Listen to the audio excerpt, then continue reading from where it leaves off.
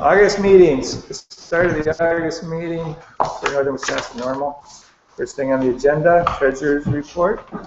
Treasurer's report for July. We had a beginning bank balance of $1,058 and an ending bank balance of $1,116. 2 new members only, and thanks, John. You were one of them last month, and the guest that you brought was the other one last month. So both of our new members came from our monthly meeting. No online memberships or new members that way, no renewing members. And we had $54 in online, well, all the sales weren't this month, but we finally accrued our $50 limit on our online merchandising, so they sent us a check for $54.33. So, and then also, I looked back at my records. I don't actually log stuff in and out until it reaches our hands, because sometimes promises are promises. But Steve, who was here before, who left, bought us a tent, a canopy tent for our outdoor events, roughly $90, and I did take possession of said tent this month, so it is in existence, and I do have it. So I logged that in as a donation, and I haven't received the receipts yet.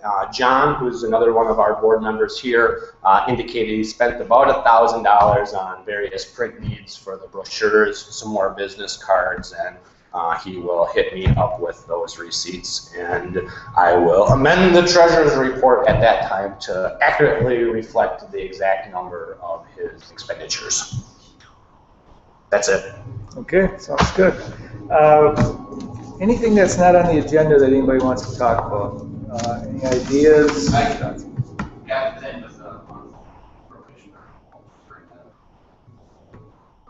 We can't bring them down and then leave us like that. Law enforcement against prohibition. I went online, and a couple of speakers that the president, Neil Franklin, he's going to be in Chicago, Illinois on the 14th. I'm going for sure, positive. I'm going to take vacation that day. There's no way I'm going to miss that. September? October. 14 October. Okay. Neil Franklin's going to be at the Rotary Club of Chicago from 12 to 1:30. The address is 65 West Jackson, Chicago, Illinois. You can get these on Law Enforcement Against Prohibition's website on upcoming events. I don't mean to be Buzz T. Killington here, but Rotary Club meetings are for Rotary members only, so you cannot attend them. You can't attend that? No. It's open to public. Oh, then if it's open to public, some of them will bring in a guest speaker and open it to public. So, but most of the time, the Rotary clubs are closed to Rotary members. Okay, yeah. But if it does say open to the public, if it specifically, nope, I stand corrected. If it specifically says that, then you're probably okay. And Chicago is a different. That's different than Berlin. Yeah. And then the other one is Archer Road Kiwanis Club. Peter Chris, time from 5 to 6 p.m. 6221 South Archer Avenue, Chicago, Illinois. I don't know if you ever heard Peter Chris speak, but he's really good. I mean, he's a excellent speaker. Like I said, it's going to be on the same day, October 14th. So I'm going for sure. And so if anybody wants to go along. Is that Thursday or Wednesday? What's the day? What's that at? Thursday, Wednesday? Don't know. Not sure. You're going, but you don't know. I'm not sure. I'm positive. Yeah, I'm positive. I'll take vacation for that. I'll take vacation for anything. I might have free time for that. October 14th, you said? October 14th. Is a Tuesday. It's a Tuesday. Tuesday. So I'm going to have to vacation. Most Rotary clubs meet at noon. So I don't know if it's a noon. Yeah, noon event. Hey, Steve, real quick. We're looking for Leap.cc. Leap.cc, and then upcoming events. While he's pulling that up, can I share something with Leap? Sure. Do you know that we have a Wisconsin-based Leap speaker? Would his name be Sheriff Retired Lance Buchholz? Yes, were you going to bring that up? Yeah. Oh, never mind. I didn't say anything. No. Did it say what? Yeah, it's been a while. That's my sheriff. That's my retired sheriff. Oh, okay. I was going to just ask what county that. Green Lake. Green Lake. Okay. I've been trying to wear the shirts and all that, and people assume that I'm you know, a former police officer. Yeah, no, I always say that. And they're accused, nope, I'm not a former police officer. But you can refer them to Lance. But I play one on TV. You got something else to say about that, or can I say something else now? Since I spoiled it. Why aren't we using him? What are we needing for? I mean, Why don't we use him? we should. We should. Right now he's doing tours in Anchorage and stuff like that. I'm just saying that as far as like, you know, I took like 6 months and was specifically a lead booker and booked Jim to get into like Kenosha, Racine, the Rotary Club, all that kind of stuff. It's like not a preaching to the choir type event, it's getting to the core, and I think Lance would do a great job. I don't think anybody has really reached out to him yet. Yeah, no, I was going to say, how would we best do our message, and that's kind of what I wanted to bring up. As far as normal, should we try to hit up church groups, or should we try to, because these are the people that are not Yeah, well that's regularly listening and not to go off topic. Yeah, clergy. Yeah, correct. And not to go off on tangent, but I think that's what activism is getting people to incorporate our message or our cause into their daily life. I can't take this guy and take something that he doesn't like to do and say, you need to do it, and expect him to do it proficiently and again and again and again. But if I can find out what does this guy like to do, and I can say, can you incorporate this in what you like to do, chances are he's going to do it. So I don't know if that answers your question or not. Probably not. How can we use LEAP? We can use LEAP to get to the cops. Do the cops want to listen to us? No. So just pay them to go do stuff. Hire them. The only small beef I have with LEAP is that they are also condoning legalizing all drugs. Yes. And there's some really good arguments for that, which a lot of it I agree with, but the problem is the general public hates that idea. I mean, so their message, you can't say legalized, it is legalized, but that's a half thought. Their message is to treat drugs as a medical issue, not a legal issue. Right. Just to say legalize it, it just kind of drops the ball, because if you have a drug, drugs can cause problems. So their focus is to treat it as a medical issue, not a legal issue. Take the ineffective middleman out of the picture, So now that's their focus. I hear and acknowledge what you're saying, and I counter that with the exact opposite and say it softens the blow and it makes life look like we're asking for a cakewalk, Yeah, we're moderate. Yeah. And all of those same things, those same talking points that LEAP uses with the legalization of drugs, use those same talking points, substitute marijuana with drugs. Their verbiage is good, their ideology is good. Sure. You just may not want to see heroin legalized, But if you follow their same pitch, it's not necessarily. Right. Yeah, you know what I'm saying. Right. Okay. There is another. Now, at the last meeting, one of the people from Madison mentioned that there is another police group that is advocating drug law reform, and I can't remember the name of the group right offhand, but that would be worth checking into too to see, with what the difference is between LEAP versus their message and stuff. But yeah, I mean, I agree with LEAP, and they do have a powerful message. That thing you did in Fond du Lac, I mean, that was very powerful. I thought that whole format. I mean, I wouldn't mind using that format, even with the marijuana forum, with a panel of experts, because if you look at National NORML over the years, that's been one of their kind of recurring ways. What things they do is have a panel of experts rather than just, hey, I'm Joe Blow, the pot smoker, and I've got all these great arguments, but whether we like it or not, there's a lot of the power makers, or whatever you want to call them, respect lawyers and judges and doctors, and that one was put together by the ACLU. Right. And I know that the ACLU got a lot of funding from the Drug Policy Foundation too, so maybe they've got some loose money kicking around that, for things like that. So maybe we could get another one going. I mean, we got ASA, Well, the other thing is LEAP and even the other forum type things. If you look at how do we incorporate LEAP and not get them to come preach to us? Because having LEAP at a normal event doesn't do very much, really. I mean, it does. Yes. I'm going to say it carried a lot for me because it gave me tools to use going forward, but it's not really ultimately the best use of their time, I don't think. But getting a LEAP speaker in the topic of legalization of drugs into a Rotary Club situation makes sense. That's a group of community leaders of a diverse nature all over. So, okay, how can we use LEAP? Here's the two ways I think you can do it. Either we can volunteer some of our time each and every month to promote the LEAP organization, maybe like set one appointment with one Rotary Club a month to bring in a LEAP speaker. Or just let all of our local Rotary clubs know that LEAP exists and they have a speaker that will come in for free. Rotary clubs have a meeting every month, and somebody within that club is responsible for putting on a presentation every month. If you can give them, here's April, they'll be like, thank you, you know, if that makes sense? Okay. And the second way we can do that is do the same thing, except giving them LEAP as a speaker, give them NORML as a speaker, and let's send Gene or Rich to the Rotary Club. Why can't we mimic some of those same things that successful organizations are doing? The wheel is round. Don't reinvent it, just roll. Well, I was going to say, if I wasn't aware that LEAP would come to the Rotary Club for free. Mm-hmm. I mean, if they're going to do that, yeah, by all means, I'd be in favor of setting that up because, like you said, we look moderate by comparison, I guess, you know. And in my past work, as long as I've worked with my LEAP speaker enough to say, here's your spiel, or you know, not here's your spiel, I'm not telling them what to say, but here's what you're going to do, and at the end, can you just mention that we got a medical marijuana bill, throw the medical marijuana bill in there every once in a while? Yeah. And so like Jim was pretty good talking about heroin, and oh, the one way you guys can help fight this today is by contacting your legislator and telling them to support HR 2495, the Wisconsin, you know what I mean? That this is their job, they do it, just give them the information. You know, that's free money. If we, you know, they're free speakers, that we should take advantage of that. So, yeah.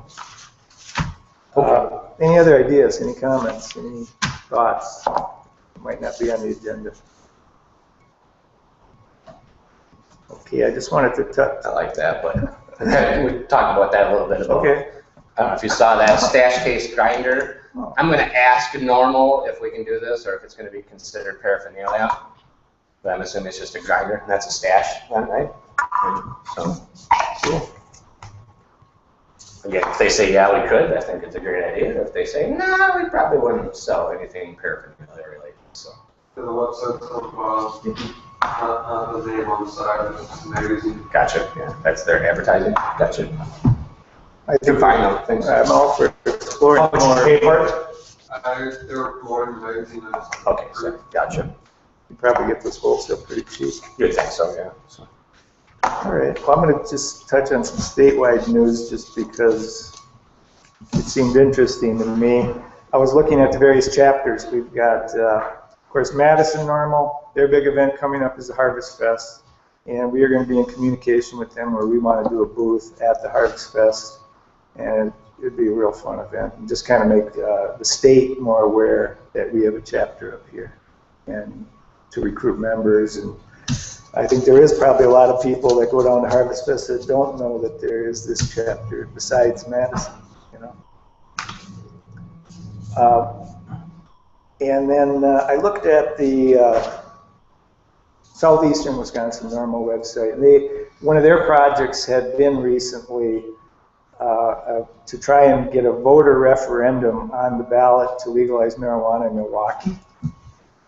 And actually, I didn't even realize that was going on because I hadn't looked at their website for real recently. And to me, that was a fantastic idea, incredible idea, because when you look at Wisconsin right now, there isn't a lot immediate we can do because we don't have a statewide voter initiative like they do in Colorado or Washington and places that pass things like that.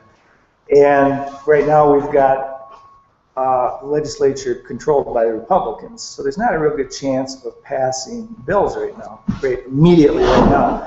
But that is something you can do. You can get a citywide referendum passed, and Milwaukee is the biggest city in the state, and it would have been a great timing because you have an off election year where those are the best time to put referendums on the ballot. The only problem was that what I saw, they just did not have it planned out well enough. It was kind of a, you know, we're going to start May 28th. Now we're going to go out and look for stores that might distribute our petitions and whatever. I mean, if you were ever going to do that, I would say you'd want to plan this thing out ahead, a year ahead, before you even get the 60 days to collect signatures. What if the idea was just to use it in order to actually, like, just knowing that full well, we're probably not going to collect the signatures, but we're going to do something rather than not do nothing over 60 days? I don't like it because to do something that you don't achieve your goal and then everybody's a little deflated and then you spent all this energy collecting these signatures. Now if you want to do the petition again, the people that you signed up are confused because they already signed that. Now you got to re-sign up people or you almost got to wait a couple of years. I would have been much preferring that they would do it much more organized way. I mean, they had kind of a naive idea where they even posted that they thought they could just send some activists into, what's the big festival in Milwaukee? Summerfest. Summerfest. Oh yeah, we're going to collect all these signatures at Summerfest. Well, most of the people aren't even residents of Milwaukee and stuff and stuff like that. So I mean, you would have wanted to have this planned out a year ahead, but if that opportunity came up, I mean, I would be very enthused about that because I think that's something that would send a huge message to politicians across the state. If you legalize in the biggest city in Wisconsin, Can you do it during the winter elections too? I don't know. How many signatures were they looking for in Milwaukee? I think you need like around 28,000, but I'm assuming you got to get more than that because they're going to disqualify some. Yeah, it's 20,000 roughly. I just advanced. Decriminalized and legalized already and everything like that. So, yeah. Actually, last time you don't need to collect signatures in Dane County or Madison anymore. That most of the aldermen, county supervisors, this and that, using the correct tactics, approaching them at the meetings and this and that, you can get them to do the. They can just make a resolution and or put it on the ballot without the signature process. Yes. So No, I would say if Milwaukee ever, we should be in communication with them because if they ever did want to do that again, I would want our chapter and other chapters to be down there helping them, you know. okay. Well, that's here's one of the complaints that Southeastern Wisconsin NORML had is that nobody from any other chapter came and helped. Yeah, and the problem is that I don't think they had planned this long before they started it. Didn't seem like it because I didn't. Let's just assume they had a 6 to 8 month lead in time. Yeah. Let's assume they talked about it last year. You know, I mean, I'm gonna battle this side of the coin real quick. Right. I think they did notify everybody. I think it was not necessarily well organized, but it was organized enough that they knew the number of signatures they needed to hit Right. as far as a quota on a daily basis. And roughly, if we need 400 on a daily basis, we need 10 people to collect 40 signatures a day. And if a week goes by and you don't do it, we're $4,000 down already. So the first 3 days are pivotal. And if it doesn't happen, it doesn't happen. You know that. I mean, I think you even have to maybe go to the extent of thinking about funding so that you can have paid volunteers going out collecting these signatures too, like they did for Proposition P in California. I mean, that was done largely with paid volunteers. Let's go back and get what she said down there. Why Madison and Dane County, and let's touch on that a little bit. Technically, a signature campaign should be done in unison with a public push to get your common council or city charter to do the same thing that you're doing on a voluntary basis. But then if they don't want to do it on a voluntary basis, have the signatures there to force kind of like,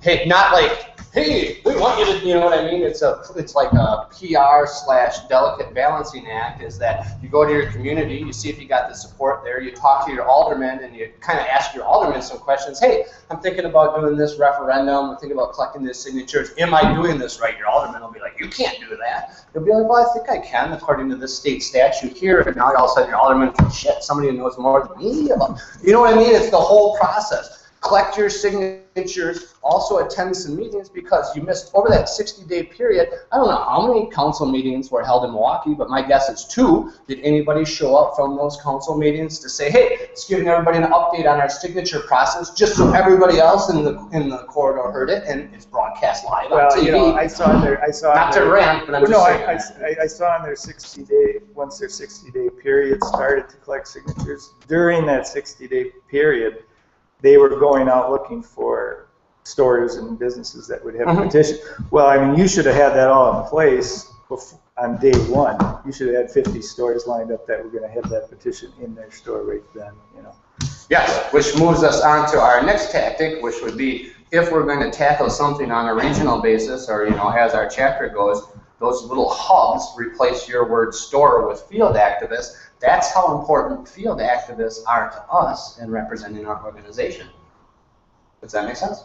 Oh, sure. Okay. But anyway, that intrigued me about Milwaukee or Southeast NORML. The other thing that I found interesting is Eau Claire apparently they had originally tried to start a NORML chapter, and it kind of went belly up. Now there seems to be a restart, a resurgence of it. I mean, at least they've got a Facebook presence and people talking about meeting at places. And to me, that's pretty significant because, I mean, we talk about northern Wisconsin, that's out of our range. I mean, you get from Stevens Point, Wausau, Minocqua and stuff, and then you go west of there, there's a big area of nothingness. And then you get to Eau Claire, big city in the northwest part of the state. You know, and so if there is some kind of activism going there, that would be great, you know. So it was good to see that. But I just, to get on to the next subject here, I wanted to update on a few of these projects we got going real quickly. We did print the new t-shirts. They're kind of a remake of the old Grow the Economy. They come in several colors. The only thing I did was I removed, there used to be a lot of hemp jargon on the back. I think the shirt was originally designed to be hemp farming, you know, grow the economy by do hemp farming. Well, when I wear one of these shirts around, the young people don't think about hemp farming. They're thinking about grow the economy by legalizing recreational marijuana. And I mean, this message really resonates with people in a bad economy, you know. And so it's kind of a win-win thing because we can make a few bucks on the shirts. It's got our chapter name on it, and it's got a good message that resonates with the public. We've got display stuff if anybody wants to. If you're doing an event like Rich is, or you know any kind of a store that is a business that's friendly to the issue, sometimes you want to give them cards or brochures. Well, to be professional, you know, if you give somebody some cards, they're going to put it, I know this because my sister-in-law is a bookstore. People give her cards, she puts them on the counter. Every time somebody grabs a card, it's a mess. Then 3 times a day, she's got to be straightening up this little pile. It's not a big deal, but it is annoying to people. So I got different display stuff, you know, stuff like brochure holders.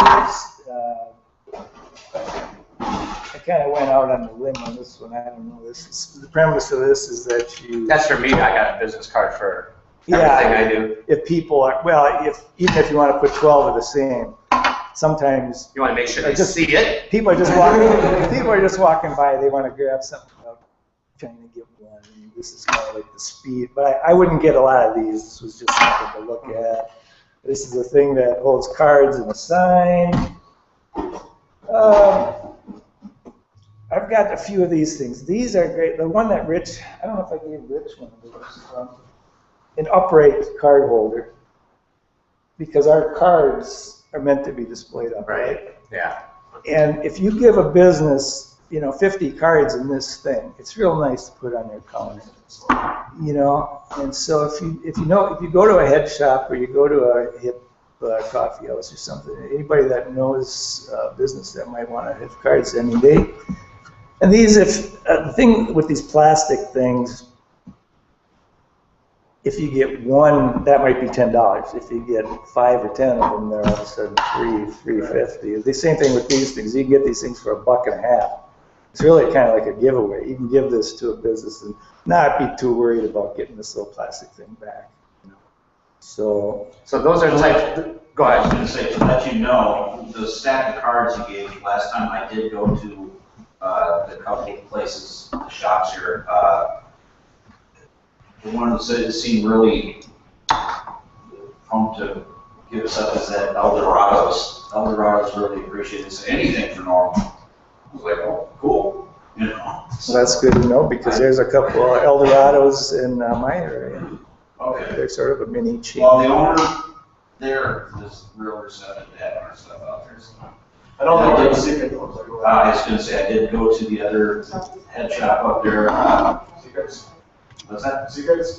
No, Elf. Else, and they, Marley's too, so they have our stuff, so. I have to check to see how well they're doing, I don't know if they're all. Someone needs to hit the senior centers too, though. Big shops. No, they're the only ones to listen.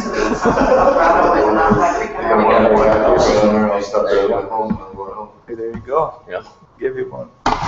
See, I was just ordering one of each thing just because. I like that one because that fits our business card the best. So. I should have ordered 10 of these or something, get them for $1.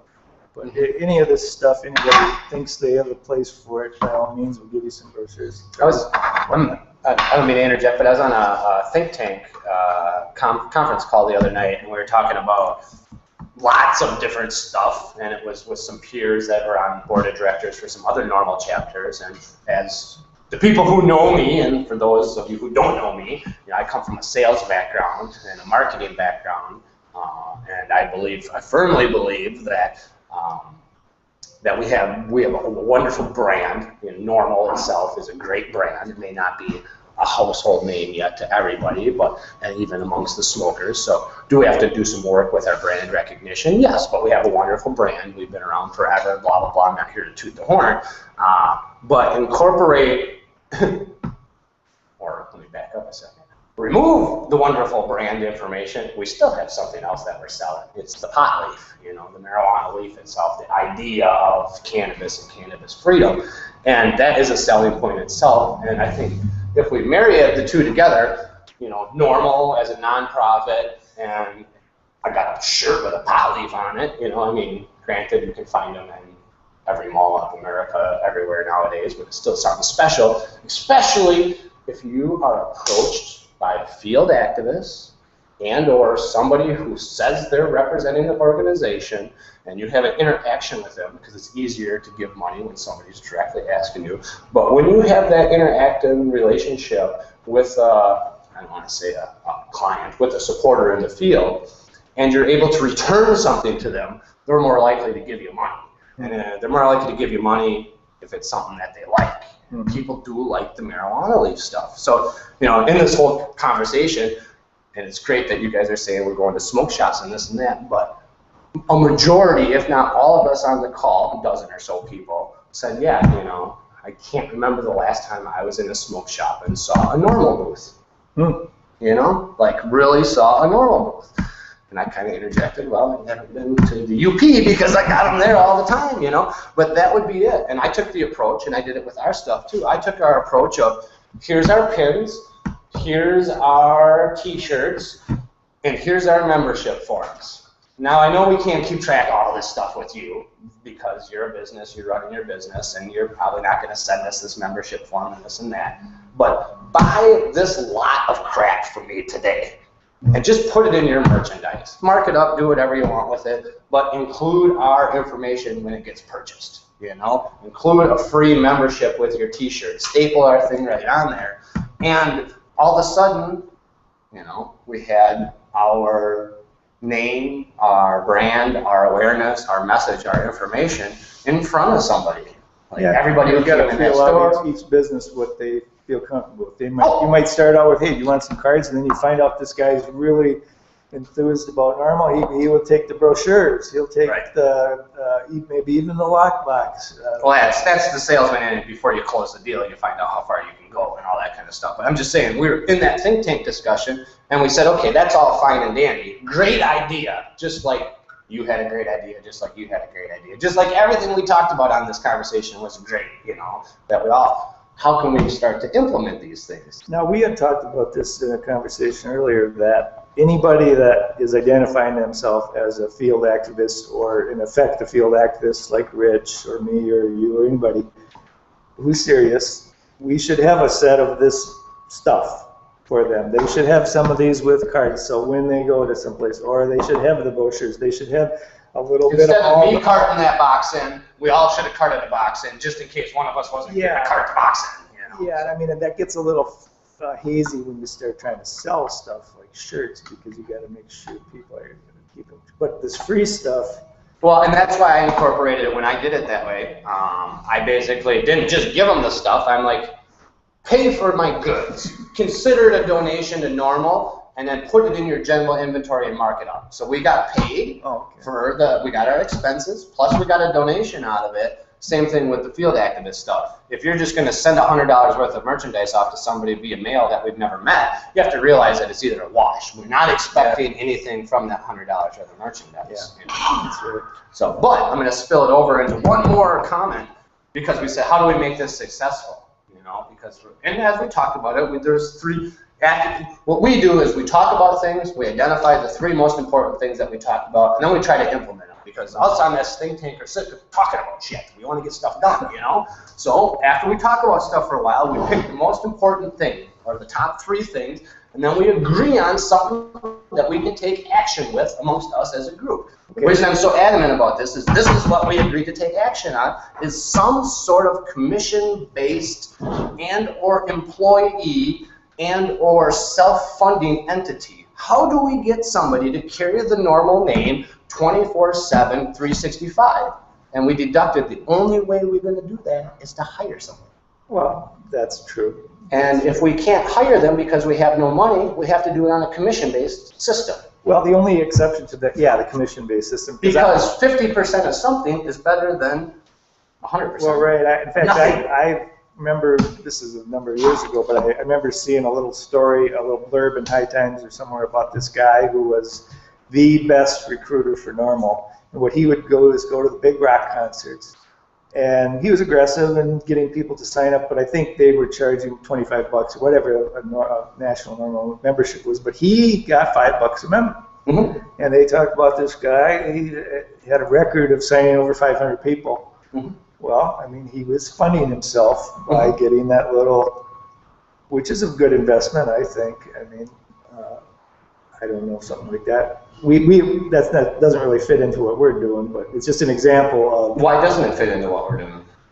Maybe it does, if someone would be willing to do that, but we'd have to be selling higher priced memberships, the higher end of memberships. Why is it limited to a membership? Why can't it be a commission based off donations? Well, sure. You know, why can't it be a commission based off selling the stuff to the head shops? We have to be sure that we can trust somebody, for one thing, that to handle all this money and make them pay up front. Yeah. Again, if you're going to give them $100 worth of merchandise, collect $100 from them. The same thing. If I'm selling books, they don't give me all the books. I have to go buy the books, and then I get to resell them. That's how business works. Bingo. We're not a business or a nonprofit, but we should have the same business models, principles. You have to have a business model as well as. I'm sorry. No, go ahead. Business. Yeah. With your cards that you're handing out, someone has to be responsible for filling those. So if you're going to have those business cards holders, because I have mine all over where my business is, you have to have someone that's going to once a week or once every so often go and refill it, or else they're going to sit there empty. I would like to see this should be recorded, because sometimes you get members that are active for a while. They do all this stuff. We don't know they did it, and then they're gone. And where do you go to? So we should be, recording this at the chapter level or something. I'm not too worried about the cards, because if this ends up being empty with 50 cards and it's $1.50. Doesn't matter. The point is that the empty card holder doesn't do any good, because it needs to be there so people can see our stuff. Yeah, business owners will lose your faith that you're coming back and that you can even do what you say you're doing. You bothered them. Well, we had a while back, somebody from our group, one one of the women had taken stuff over to Marley's Smoke Shop. And then I was back in Marley's Smoke Shop months later, and the guy said, yeah, we got rid of this stuff months ago. Nobody ever came back and gave us any new stuff. So yeah, that's a good point. You know, So just grab somebody from your organization, from your group. This is my first time, so I'm sorry. No. All ideas are. yeah, well, that's what we're looking for, ideas. Okay, then grab one person raise their hand, volunteer, and say, I'll be the person that's gonna fill these. That's all you have to do.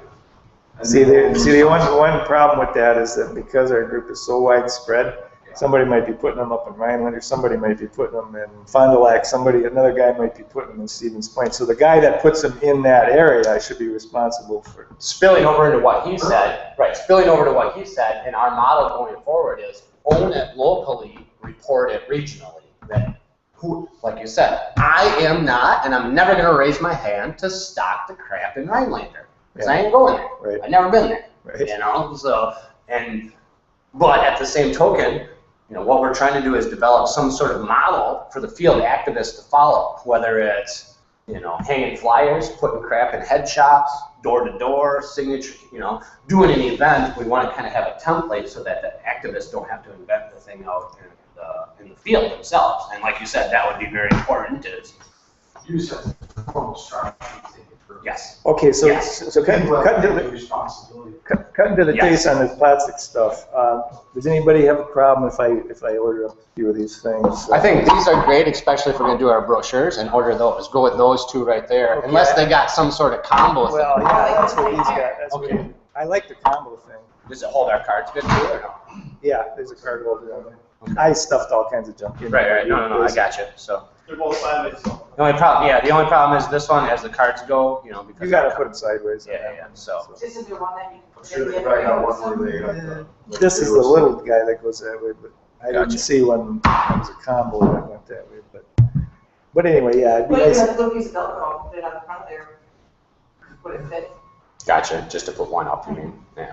Yeah, and there's little things like, well, what I'll do is I'll get, like 10 of certain things. if that's- I guess here's the other thing is that there's nothing on the business card that's not on the membership form. So save some money and just order this, and rather than like, for events, you just got that. Of course, then with that one, you could go with the freedom card and brochure, which would be nice. 'cause it'd be- Not every business is going to want something this big sitting on their front desk. Right. Well, you gotta have somebody that's into it. Yeah, I mean, your average business, you're right, they're gonna want this little number. He's already made a good point. It's really, I'm providing the structure, so, I mean, you don't want to give everybody the opportunities, because the minute you give people choice, then you got hesitation and this and that. You just pick one and go with it, but we'll pick one and then, boom, disseminate it out. Well, why I was gonna say, if they don't have the one that stands up like this, rather than go with something that doesn't really work for our card, go with the separate ones, this one and that one, and then also thinking that if you have counter space, they don't have to be right next to each other, and same thing with your table in an event and this and that, put one at one end and one at the See, other. I got this thing with the cover because originally there was a guy that was gonna do vending outside, and in a hurry, he's not gonna be putting your cards away for us. Right, This thing is right. protecting it from the weather. You don't want it to rain and then you lose 100 cards just because they got wet. Well, anyway, I'll order some of that junk. But getting on to another thing, this originally came about because we got contacted by a guy who does some festivals, and he said, well, I'm a supporter and I would want to put out a locked donation box. And we didn't have locked donation boxes, so I looked into it, and there's some options. First off, sometimes you can't tell what something looks like on the internet. And this was a one that kind of was disappointing to me. It might be for the right situation. It's real small, and you can't stuff a lot of money in there, and you'd have to be checking this a lot. But that was one type of lockbox. Then the opposite extreme. I originally thought this was going to be the answer, the old solid metal lockbox. These things are so humongously, yeah, there's a little lock that goes in there. This big monster, which I would say if we were doing a booth and you had a nice sign on there, it would be good for us. But your average business isn't gonna want this honking big monstrous thing in there, and it's got a hole there for people to put their butts in and stuff. So I don't know how many of these I'd order, but then we got this That one. would be a great one for Harvest Fest. Same with these here, how do you keep track of where all those are? And who was- Well, that's what we're getting to. I'm gonna get to That's that. what he said before. That's a good point. I was Accountability. gonna get to that. But this one I like. This is one of my favorites. This is What's nice. that? Atwood. I can just tell you, I've done all of those. And if you really want to grow your group, are you trying to grow your group by doing these types of things? You want more people in this room? Is that kind No, of- this is for donations. This is a money holder. I mean, it's for, let's say you go to a business. Well, the reason this originally started was because the guy was doing festivals, and he wanted to have a lockbox for us at the festival. And then the reason it would be a lockbox is because it would have a sign on it that says, this lockbox owned and maintained by NORML, Northern Wisconsin NORML, because when people put money in a donation box, they want to feel secure that it's not going to be scammed. Some guys just scamming them for donations, you know?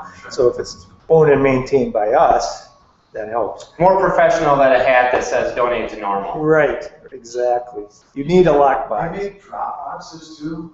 Oh, yeah. You can have a sign, okay, like with your information, Dropbox, and then cards where they fill out their information, like a little sheet of paper with the carbon copy ones. They can put their name and phone number on, where then you guys they drop those in, and then you guys can call them. So somebody personally I contact. thought that's a good idea, because I've used those I before. thought we should have that when we do events, where people can just submit their information somehow, if they don't want to join, if they don't want to do. I agree with you 100%, and I'd rather have them sign a signature form so I can use that signature form to lobby with. Mhm. Because if they just sign my yellow piece of paper, and I try to go down and say, well, Mr. Congressman, this guy supports marijuana, he's like, that's a yellow piece of paper. But if I go down and I say, look at this piece of paper with all these words written on it that says this guy signed it that supports marijuana, I got his information, I can still do whatever I want with it. Sure. But if you're going to throw something out in front of somebody, that's why, not that membership forms are bad or anything like that. I mean, you can get that information, and that same stuff you were talking about is right there on a tearaway. Yes, this could be attached to it right there. The guy could open it up, figure it out, stuff it in there. I hear what you're saying, but on the same token, if you're signing something, especially like me, I want to use that signature. If they have a combination thing with the lockbox, otherwise I'd give them that or give them that with this. Sure. But I'm kind of going on the premise that besides the guy who was doing the festivals, if you go to a business and you start out with the card thing, and they're really enthused about NORML, and no, I'm a big supporter, and you might progress to this, and they might be willing to put a donation box. But your other point was really good though about, especially with these. I'm not worried if this gets lost. I know it might look bad to the business that we're not coming filling our thing, but ultimately we're losing $1.50. But these things, I think if somebody puts those out anywhere, we got to have that recorded. Everyone who puts one of these out would have to record this at the chapter. So we know when it was put out, who's the contact person at that business, when it needs to, how often they want it to be checked, and all that information is there. Because you can have a situation where somebody's real active, they put these out. And as a treasurer, I'd be willing to take that information, report it, and all that kind of good stuff, and lead that project should somebody actually want to collect donations in the field. And my past experience, I have that. I have where all my donations came from. Hey, I went to BBG's, they had the hat, passed the hat, collected $110 from them. So, Okay, because now people can reproduce that. I don't have the time anymore, but you could go back to June of 2011 to June of 2012, and you can look at everybody that I solicited, and you can go take the box to them and see if they can take it. You know what Sure. I mean? But you're definitely correct that if people don't, and that's the same thing about field activists, and there's even a little place on here to say cultivated by who, you know, because we need to know who collected donations, when they collected them, why they collected them, you know, all those different types of stuff. Well, you have to, like, I mean, I would assume you can trust that your field activists, but if they're not constant with being a member, you probably only want to have one particular person in an area collecting those funds. Right. Each field activist yeah, exactly. And if it's recorded, at least if they move on, we know. And where to this kind of, retrieve it. I was gonna say, this kind of spawned off from like somebody who inquired from us saying, you know what, I don't want anything to do with your organization. I don't want to handle your money. I don't want to collect your memberships. I support NORML, all this kind of stuff. But I personally think if I had a NORML donation can at my booth, I could sell more crap. So you put something there to collect money, and I think it's going to benefit me. That's the premise of how this came along. So how do we take somebody who wants to make money off the NORML name and make sure he doesn't steal our money?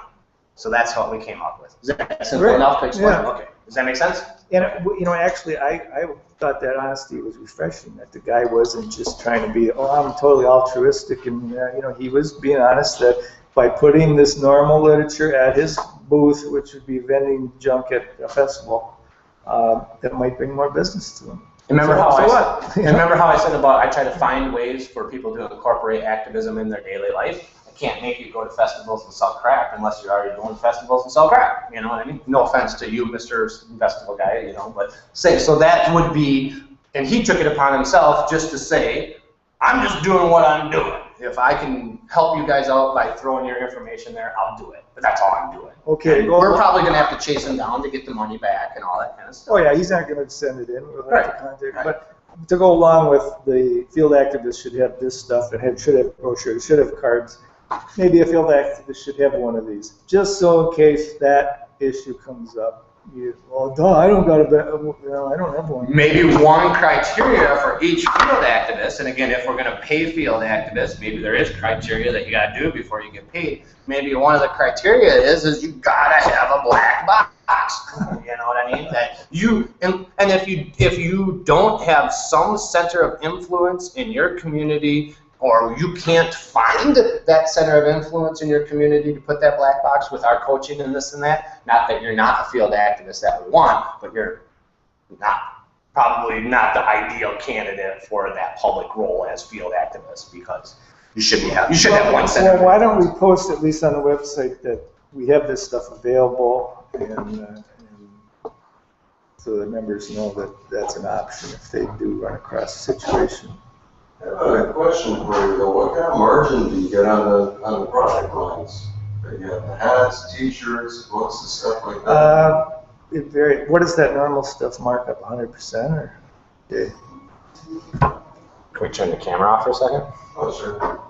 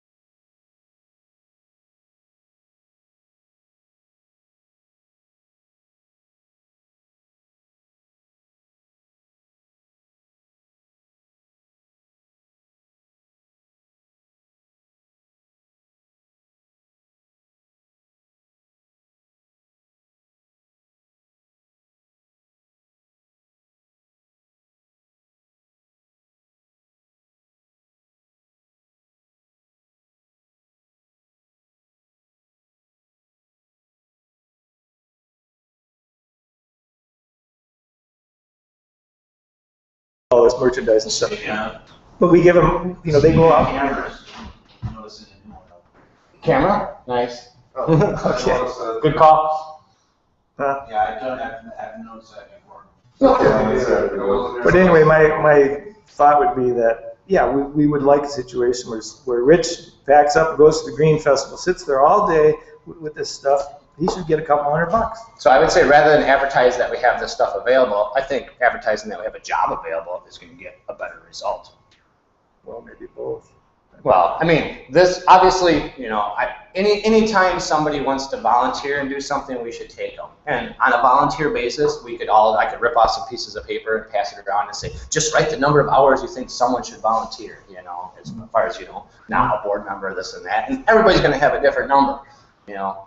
So if we don't have like a consistent core group with standard protocols, this and that, we're not going to be able to accept activism when activism is presented to us. You know, it's going to be hard for us to go out and start having somebody be merchandising unless John forks up some money to buy a bunch of merchandise, because John doesn't do it, I'll do it. Okay. So Okay. as long as we get it in our bylaws that there's a screening process, that it's like a job, that there's accountability, and that commissions are paid, I will fund it. Well, maybe it would be even as simple as, let's say, again, use Rich as an example. If he was doing a hemp event and they don't maybe appreciate you selling a lot of stuff at that particular event, but let's say you do an event and you sell a bunch of merchandise there, you get your cut, and that helps defray your expense of going there and stuff like And I know you weren't around 2 years ago when we talked about this, but we basically drew a line and we said group events are non-commissionable. That if we as a group say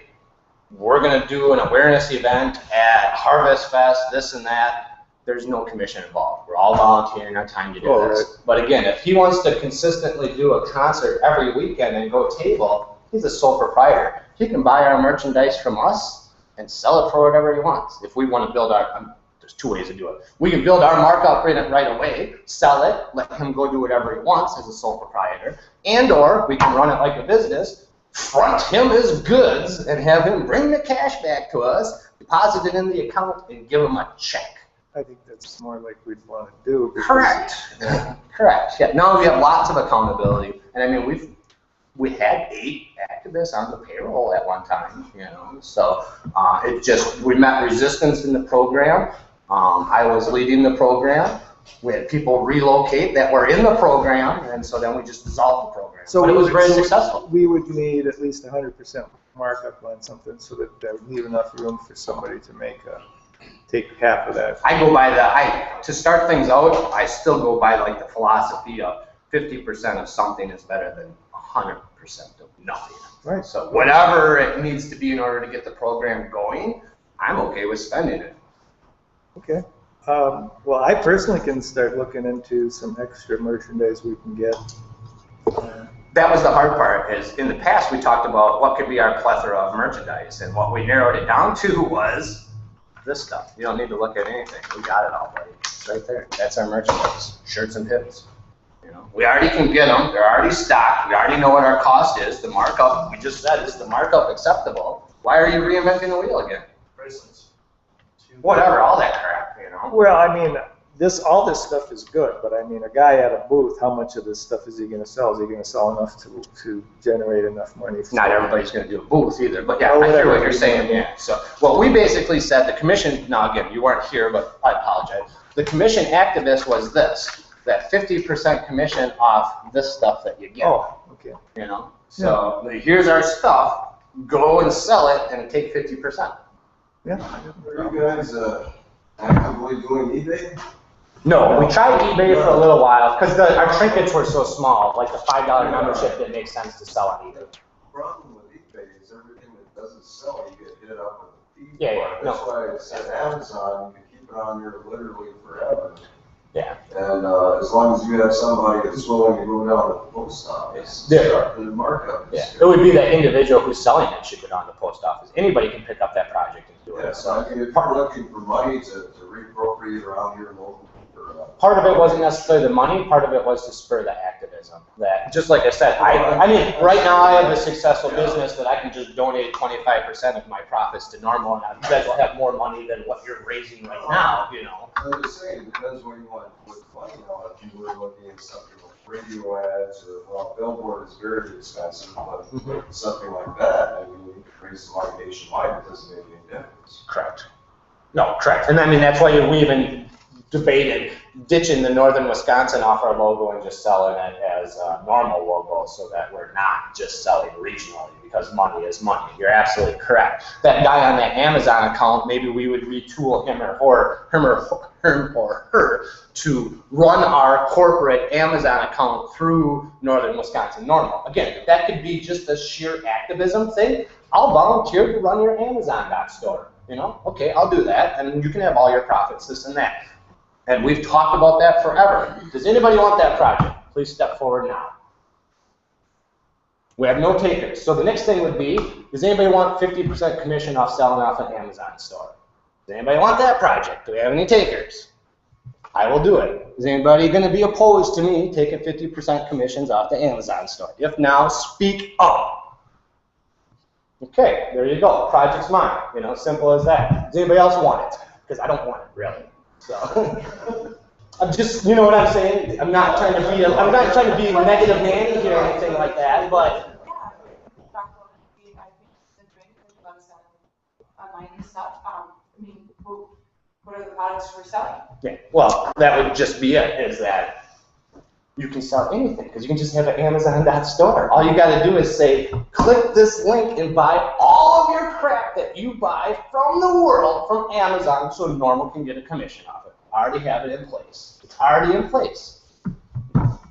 Now, we've done a bad job because you're not aware that when you shop on Amazon.com, you can give us a commission. And now Amazon has changed it, so the cookies are only 24 hours. See, I don't know if she's going to want to sell her own stuff and give us a commission. You could not asking her to do that. Not asking her to do that. She's already selling stuff. It would have to be him. Bingo. But this is going on to that same thing. Is we're failing to incorporate what she's already doing and adding activism on it. She's already on the computer. She's already selling crap. Just give her one more item to sell. That's ours, right? Oh yeah, if it's our, the hemp-related stuff. I thought you were saying all of her stuff. No, now I'm saying we have an Amazon store that come aboard with us, be our field director, run our Amazon.store. Not only, anytime you get anybody to buy anything ever off Amazon, where we get commission off it, peddle our products too. You know what I mean? Or like my Amazon.store is full of marijuana stuff. You know, it's nothing I own, it's all drop shipped. I don't touch anything. Another popular one now is like people are starting Facebook businesses. Right. Facebook page, and they start adding all these people, and people can buy online through a Facebook page. Yeah. So now, but here's, I think the big dilemma is, or what we need to decide is, do you run our Amazon store on a volunteer basis? Is that your way you volunteer for nothing? Or do we let you do what you need to do in order to make an income and give part of the proceeds to NORML? Those are like two different ways to get the same results. You know, I don't know if that makes sense. The mentality would be is if she's vested and receives money off promoting our store, she's going to promote our store more than if it is just her volunteer. I would envision us giving you merchandise, and if you were ambitious enough to sell it on Amazon or wherever, you'd take a commission. And you would make more if I were to just sell your merchandise versus what I'm making off of what an advertising for my merchandise. So you sell, but I'm not selling enough to even make it worth NORML's time to make the commission off of it. So just selling your product would make more sense. Well, how would we feel about you selling our product and making a commission off it would make even more sense, right? That's where we're going. Yeah. And that's why by putting it in her store, she's already going to make the commission off it. Right. So those are the two ways. Like I said, you're not understanding the technical aspect of it, and that's totally okay. No, I do understand. We give her our NORML merchandise, she sells it, and she gets a commission. That's about as simple as that. Right. And she can sell it any way she sees fit, whether it's tabling an event, online, this and that. Okay, you understand that. I'm saying we have an Amazon store that, like, I have an Amazon store myself. So when I buy off Amazon, I buy it from my store, so I get the commission. Okay.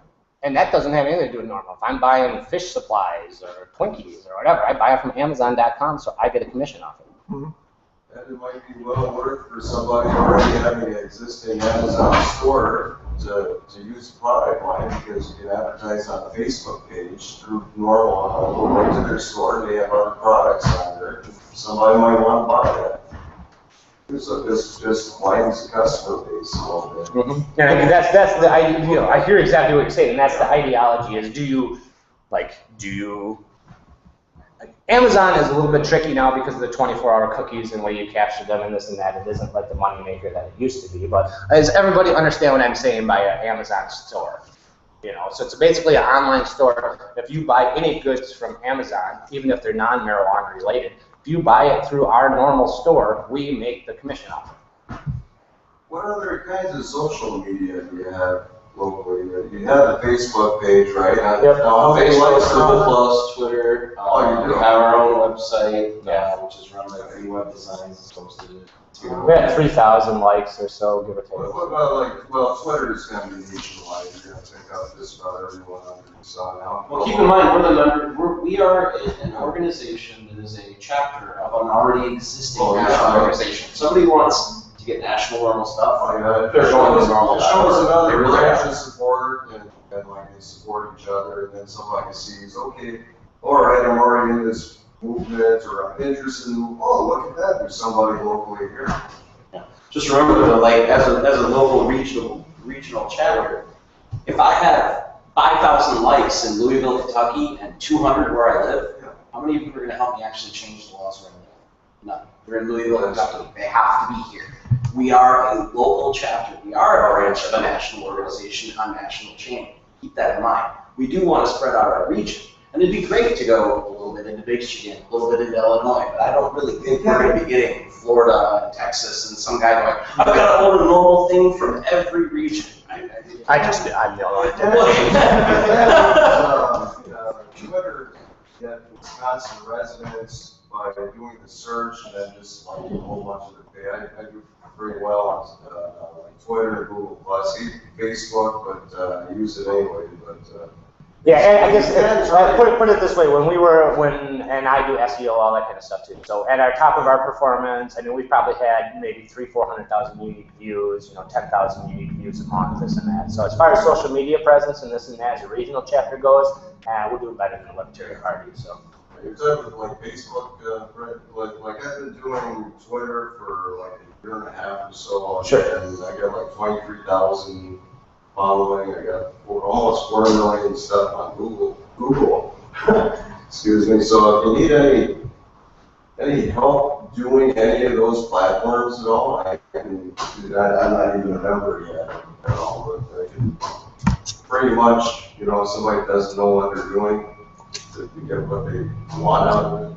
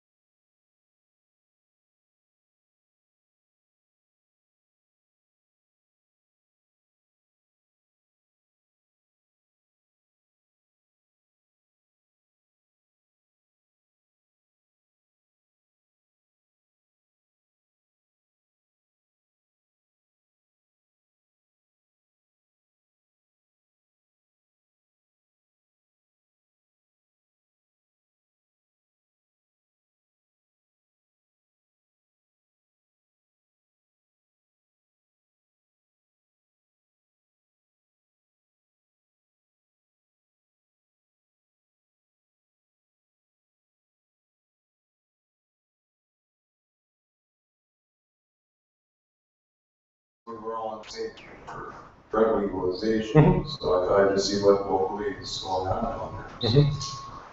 Who did we actually bring back?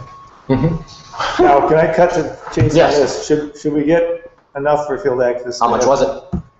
I think it was 10 for one, and if you bought 5, it's probably going to be $5 or $6. I mean, My feeling is that if we can't do something, we probably shouldn't ask other people to do it. So let's get 5 and test the waters. Does anybody else have a center of influence? They think that they could have a warrant in place to put a lockbox. And then second is, are you going to be accountable enough to check that lockbox periodic, go back and massage that center of influence and this and that?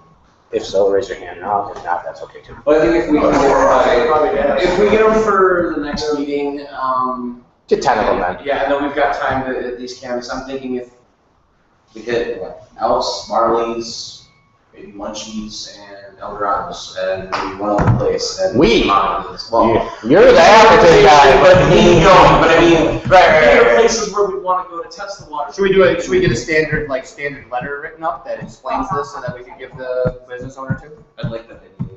okay. And what I'll come up to is like a cute little sign, for this thing that's. Could you work on the solicitation letter and a little sign? Exactly what do you want for a A solicitation? letter that I would hand to the owner of the business and say, look, we'd like to put in this donation box and a little bit of literature. Here's a little form explaining what we're doing. If the boss isn't around, leave this for the boss, have him call me. Like our instructions for the field activists, Yep. plus the verbiage that they could use with a business owner. Not that they don't need, I mean, everybody will use their own, but sample language. If it's all here, if it's all local shops, I have no Get 10 of problem them. running around picking them up. Because that will give us one for each board member, and then If we get to the point where we have 10 or more, I think we're gonna need somebody who is like the manager. Well, each of, well, that's what I said, each of us board members need to manage our own, Right. and then somebody's gonna need to oversee the project, which also includes supervising the board members plus those that are out in Well, the field. I could get 5 too, we could test the water. Yep. See if, right, do that, that's Yeah, kind of let's a. drop everybody 5 too. into the local shops in the area. We may even. That's gonna hold us accountable, but how do we test the water with a field activist? Well, I don't know if we're gonna get 5 anyway, you might go to those 5 places, 1 or 2 of them, You'd or, be surprised. yeah. Yeah, you'd be surprised. That's why I said get 10, because We've had, I feel I could place 5 myself, Well, and I'm that's- pretty oh, confident, Oh, so. that's, I just don't, like I said, it's the same thing. you It's are that- gonna get the best deal if you get 10, I will tell you that. Just get 10. Okay, I'll get 10. Okay, I wanna move on to, You get some cardboards too? yeah, I'm gonna get some of those. We'll have them next time, or if any of this stuff anybody wants or could use right now, I think card holders, brochures, I mean, and, all that stuff. yeah, because that would basically be our display, you know? Card holder, brochures, yeah, before I lockbox, say anything, I'll make sure we have that letter. maybe sample t-shirt, maybe sample t-shirt, if you made like a little informational booth at the place or whatever, you might have a little t-shirt, and so. Well, we'll have to find, you feel out each guy, Yeah. see what they're willing to do, but, I mean, the more compact, The better. less space it Yeah, takes. the better. yes, the better off you're gonna get. Okay, I wanted to move on to some of the events, and I didn't really put it on here. I didn't know where to put it, but we got contacted a while back by a guy, not that long ago, a couple months ago, this guy named Lucas, who was involved with a group called Legalize now, and he's over by Manitowoc. Move to Green Bay now. Okay, yeah, he's just got evicted or something, but he's a younger guy, and he had brought up this idea that he has someone who has a barn on the highway by Two Rivers. I think it's Highway 42. I followed up with him on this, and this is for real. There is a barn. I know Trevor, the barn owner, too. He's a quadriplegic, he can't come to meetings because he Exactly, can't and make the actually stairs. the barn is owned by his dad. Dan. But anyway, they're not wanting to paint this billboard on the side of the barn, but I guess the one roof comes down where it is, where you can read this one roof. So he has 2 ideas in mind. He wants to paint a billboard on that one that you can see when you're driving by on the highway, and he also wants to paint the actual roof, which is kind of funny because apparently, like from Chicago to Green Bay, there is a lot of Small air traffic, yeah. and from above you would see a big thing that says legalize with a pot leaf on it, and that would be cool too. So I'm going to keep following up on him with this. If this actually develops into something we can do, then the question is, are we willing to contribute maybe time? He's got access to things like scaffolding. He's got access to a spray painter that could put the base coat on. So a lot of those our major obstacles. So we got that covered. If this actually came about, would anybody be interested in volunteering to help do this project? Would we be willing to kick in any money for paint? I hear you. I say two things. If we have somebody who's willing to fund something, and if this is true, let's just get a quote on what it would be to paint the thing. Paint it. Yeah, he's got some artistic vision too, so that's kind of, I don't know where that's going, but exactly what the message. You could put your artistic vision down and still get a quote from a painter. You can give us a space and let us paint what we want, or you can have a space and paint it the way you want and call it that. So, I mean, because we would want our message our way, really. We'd have to find out what his message is, and It's going to be hard for us to pay money just to have a pot leaf and have it say legalized. Now, it would be nice for us to have our logo or join NORML today or something I like was that. more interested in the billboard. Let's look at QR code from the sky. I'm just putting it out there. Yeah. The other thing that we could do is that it's a great idea, and if we know we have the logistics, meaning we have no ordinance violations to worry about, and we know it's okay from the barn owner. The other thing that we could maybe do is put the idea out there and see if we can get a sign painter and or barn painter that is sympathetic to the cause to come aboard. I just think we don't, like, I'm not afraid to ask for help, and we need help at all times, but I'm not afraid to ask for help. And one of the things that I don't think we do well enough is incorporate our ask for help into some sort of PR campaign. Let's just say this barn never actually gets painted, and it just consists of the conversations that happens at our meeting and with Trevor and Lucas and those guys. Now, barn never got painted. But what if we did a blog article and did some blasting out there and some other people found out about the organization? And, you know what I mean? That the standard protocol or standard operating procedure should not be deviated from. It should just be followed. So if we have an idea and we're going to go forward with the idea, the next thing about that is to publicize the idea and tell people what we're looking for, or else they don't know. Well, maybe if we had that out on our website and so forth, a picture of the barn. We've got this barn. We need to paint it. Can anybody contribute? We need a couple $100 for paint or whatever. You know. All right. So is this a project that we're going to take on and go forward with? I'm going to pursue it. I'm going to follow up with them and see if it is for real and if the landowner's on board and all this and that. Right. So before we start collecting money or put the vision of the barn together, we need to make sure right. that, okay. Oh, exactly. Because was it Southeast NORML that did the billboard? Yeah. Okay, I mean, they raised $7,500 to have a billboard up for 1 month, which is going to basically attack a couple legislators who are against medical marijuana. And these legislators really don't have any chance of losing. So comparing that billboard to something you could do for $200 that's going to be up there for years, I mean, it's worth pursuing. Yeah. Even if it doesn't come about, it's worth trying to pursue, I think, you know. But anyway, getting back to... Even in that case, if they said get it out there, because even say this particular situation falls through, someone else would be like, hey, I got a spot where that would fit exactly, and we can take it from that. I've got another ongoing billboard project. I don't want to divert off too far, but I want to post more information about it on the website. But it was an idea of a billboard where in the old days where they used to have a series of signs, I don't know and each one has a little progressive message. Well, I've got one lined up for that, and I will erect the billboard and I'll pay for it if we get a landowner who has land like on a state highway. And we'd have to check out the exact legalities of what they allow and don't allow. But so that's another thing. If anybody is aware of anybody that has land on the state highway that might be sympathetic to the cause, that would be willing to do that. I have a question. I just kind of thought about it before. Our radio ads are extremely cheap. You know, compared to $7,500, like if you go to Razor on nighttime, they're $5 for a 60-second ad. You could get you could have constant advertising, and if you have even a small stream of money coming in, over time, that's really going to affect public opinion. You know, I don't know what all the radio policies are as far as public service announcements. I know that college stations are really pretty open to it. But there are normal public service announcements put out by Willie Nelson and other people like that. Locally, right here, like if you want to grow this screw, and let's say you come up with it, even if it didn't pass, let's say you wanted to try passing or you get a petition going for the office of city council, I think it's possible that they have to run those ads, as long as they're within certain parameters. It's worth checking out. Sure. Cost really comes down to it. We got $1,000 in our budget. I know, and you're talking about raising money, but I'm saying like, maybe a good avenue to direct response for it.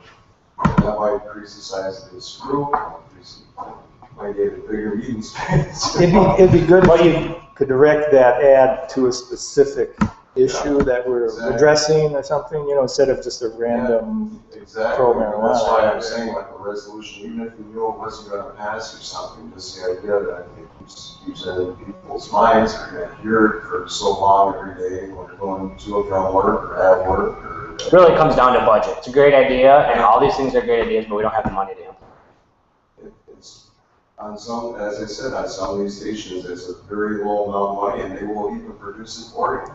No, I hear you. I definitely hear you. I know exactly what it is. Generally, I'm about $350 a month in a budget for radio ads on regional, because I work with other nonprofits and causes and stuff like that. I'm going to say, I'm not trying to be negative Nanny or anything like that, but I have not seen any increased spike in traffic, which would be about our only indicator, or increased memberships and those types of things from doing radio ads. How prolonged was it? 6 months. 6 month campaign, like how often the JV? $350 to get as many as you could. That's not very bad. $350 is a third of our budget. Oh, yeah. So yeah, what you're talking about is not feasible at this point. It's a great idea, and I hear you, it's just not feasible.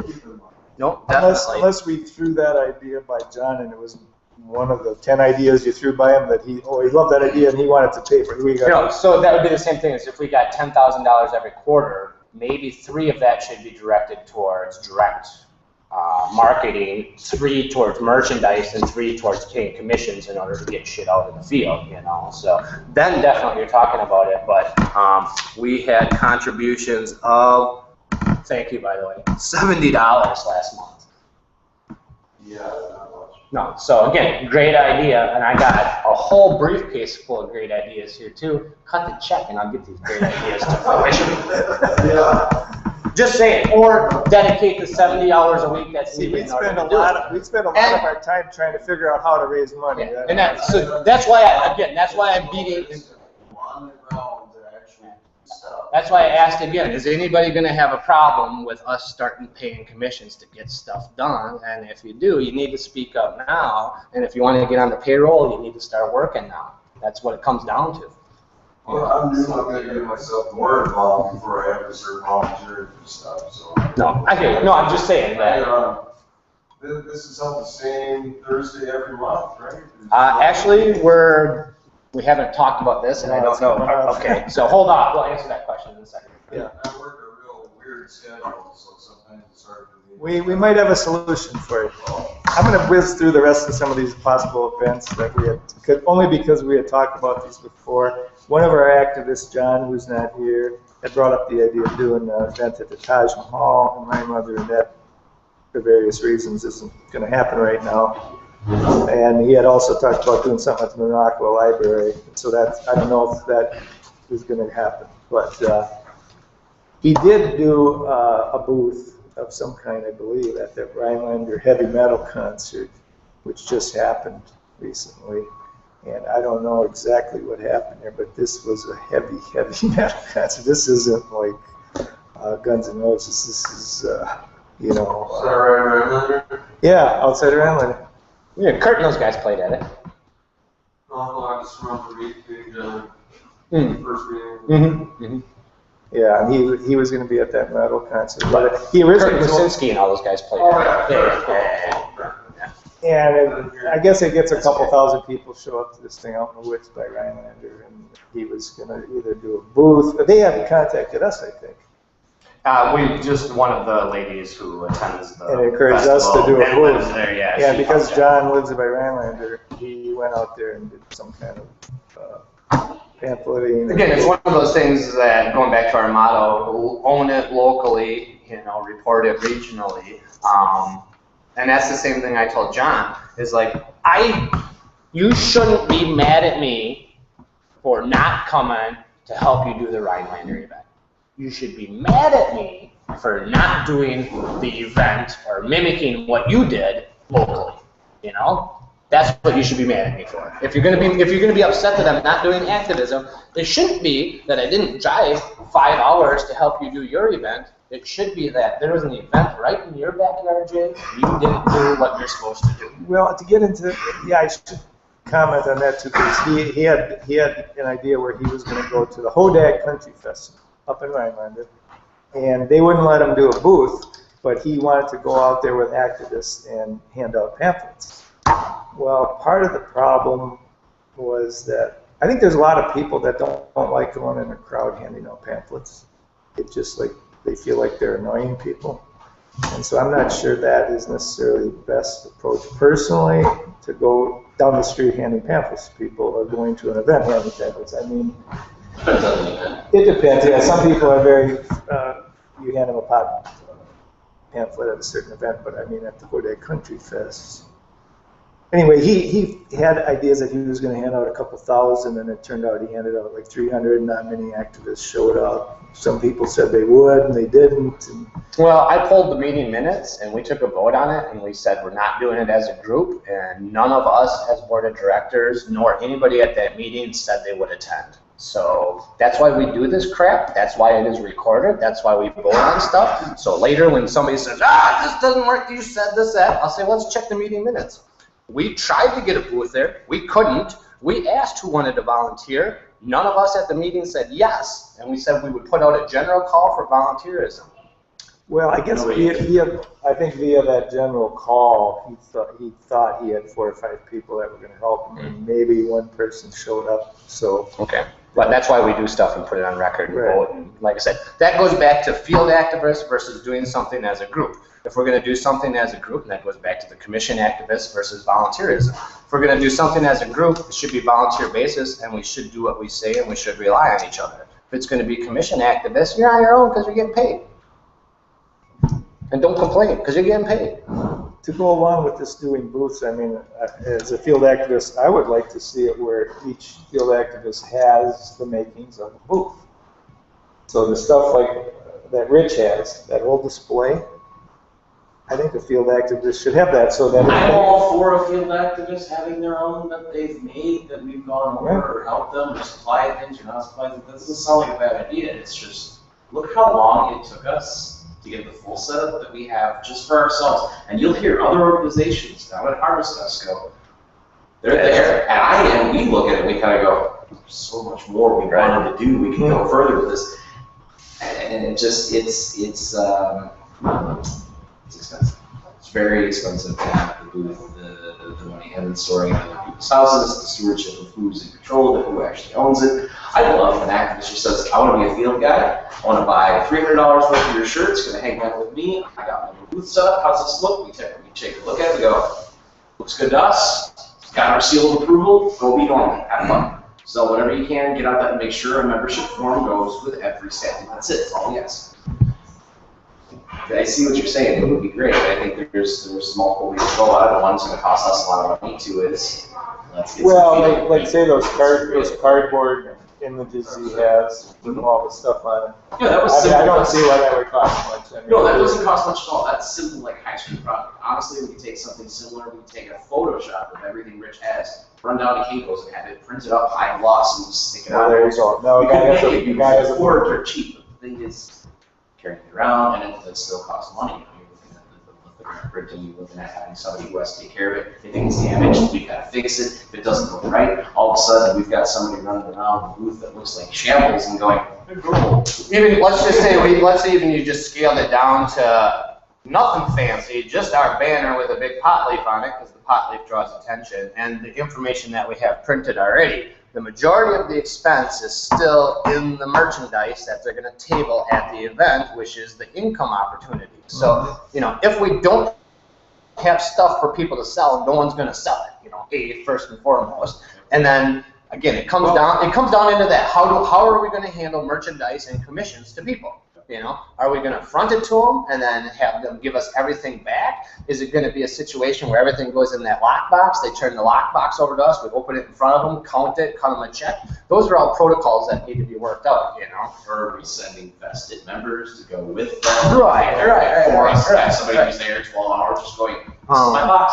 You're the only one who's been around long enough at this table to see how we've experimented with it so far, and you know, some people don't like selling stuff. Some people might want to just collect online donations, and that would be the same thing. But if I got somebody who just wants to sell on Amazon.com, I should find a way to embrace what he wants to do. I should find a way for him to make money. I should find a way for the chapter to make money, and ultimately our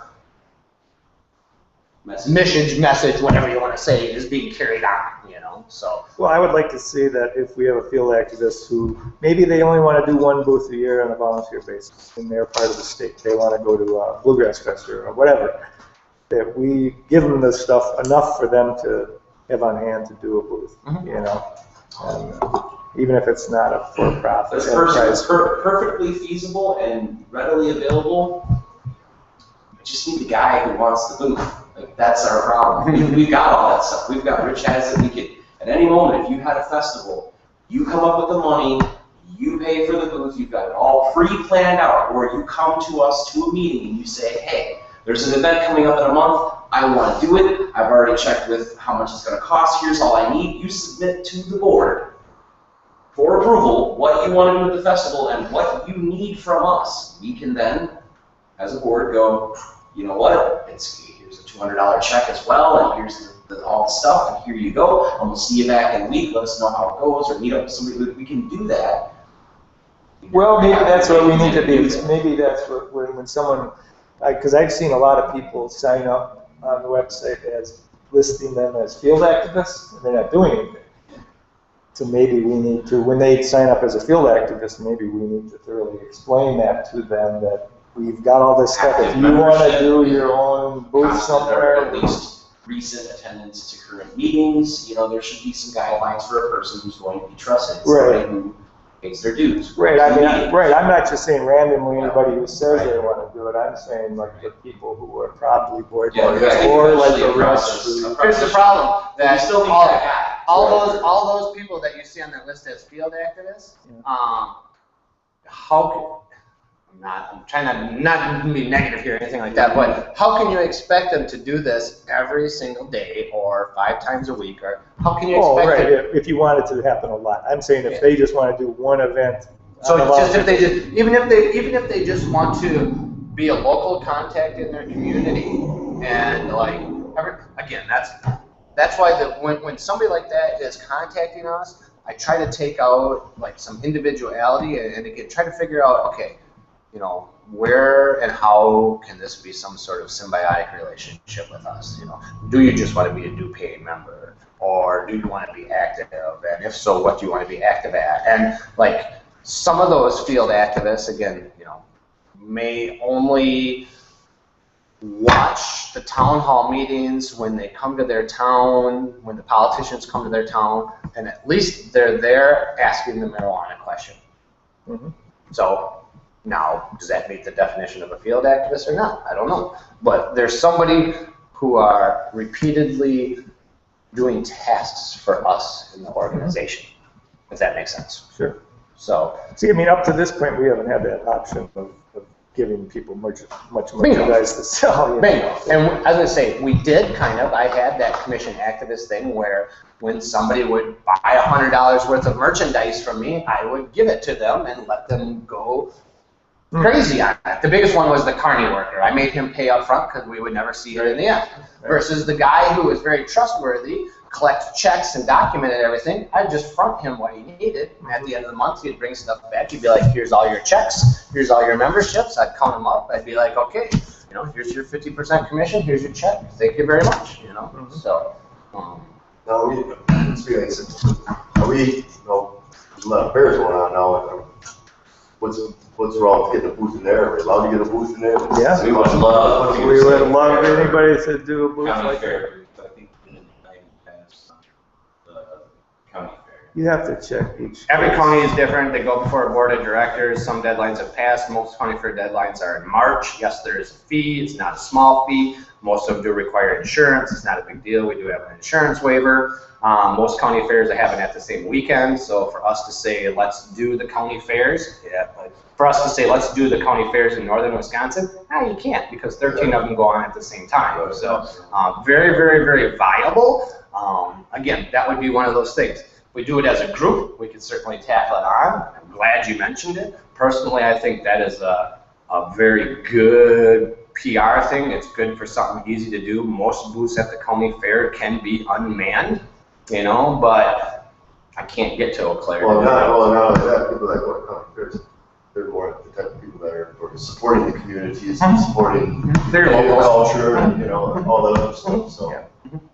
Any event that you would conceive of that you might be interested in, you just ask the people who run the event, what would be the stipulation if I wanted to do a NORML booth here, Most of them got applications online. fees, application. I mean, and there are some cases where doing a booth at an event might cost you $500, but then if you bring up the fact that we're a registered nonprofit group, we have a provision for nonprofit groups.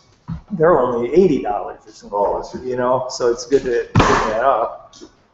But you do have to ask anytime. Like summertime is crazy because every weekend there are festivals and events going on that you could do a booth at. Several of them, even like this coming weekend, it's really ridiculous. Oh yeah, county fairs are great.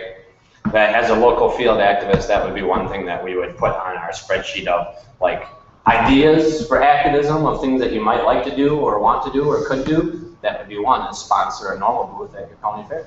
Yeah, if I was in it, that's exactly what I would do. If anybody is willing to do any kind of event like that, let us know, and we can provide you with Rich has got the full-blown booth with lots of display information. We got all the literature, the brochures, the information, the merchandise, everything that. There's an event that I'm supposed to do this weekend with sales. It's through Terry's Wall Street Pub. It's a bar. When she's having just people with local businesses there. I was gonna go and run it with a friend of mine. I don't know an incredible amount of information other than just a girlfriend of mine asked me if I wanted to go there and sell some of the stuff that I make, which is jewelry and some other things. And it's free. This is something, if you have somebody go there, I don't know enough information about NORML to be able to present it to somebody with a huge amount of education. But I mean, that's something somebody could call up, or I can even call up and find out if that's somebody can go there, or if I'm going to be selling merchandise, if you have merchandise that I can sell for you. I'm going to be completely honest, I don't have $100, $200 to give you. Right. That's why I'm there selling my stuff, to make money. So, I mean, if you have merchandise where you would give it to me and I could go there and sell it, I mean, I can check into it, and get your numbers, and call you, and let you know about it. Well, the nice thing about it is that is the information that you can defer it and say, well, I support marijuana reform. How do I do it? I support these guys. This is the regional organization, join them and contact them for more information. I mean, that goes into that templating, giving people verbiage so that they're comfortable with it, this and that, and I don't know what merchandise we have right on hand. We don't have any. We don't really have any right now. One of the reason is because I haven't ordered any.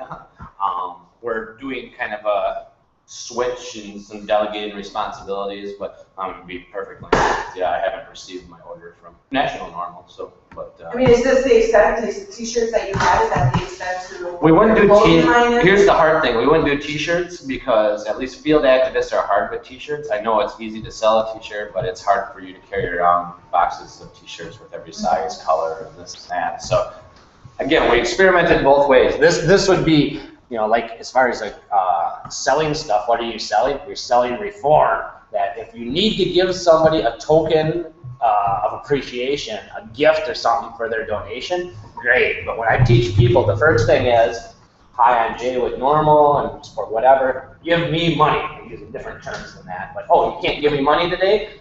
could you give me money if I trade you for a t-shirt? Or, you know, that you don't go in there and say, here's all my stuff, will you give me $5 for it? It's, you got a sizable donation because reform is that important, you know. Like, again, not everybody is comfortable doing that either, but that's, you know, obviously that's the salesman in me, but this is our stuff that we sell, you know? Like, Well, if this was at your, but I mean, that's just How would, because you, we're, how would you feel about having a thing with the brochures? Oh, I would Well, absolutely. yeah, now that I didn't think of that, now that she mentions it, I'm gonna be going this weekend, and I'm gonna need some more. right, you know, Yeah. so now you put your name down there, you get somebody to buy something from us, and you bring this back to us, and then you get a percent of the commission. We got a new member, a new client, whatever you want to call it. Now, if we're smart about it, and you got a client that got a pin in the shirt, we're gonna give you the pin in the shirt, and we're gonna say delivered in person, and try to get another donation. You know that's the, again, and I apologize, not everybody likes to do that, but the people who want to make money being a salesperson and carry the message of normal, I'll teach you how to do that. I mean, the shit sells itself, you know, that, like, there's not too many people who don't want to. Well, we got to get a little shit together a little bit about having a little more merchandise for people. Well, right, because I absolutely agree with this, but then there's people who just want to buy a cool looking shirt. They don't care what you got going on, they just want to spend some money to have that. Okay, so now that's what we're, no, that's perfectly valid that you said that, because, you know what?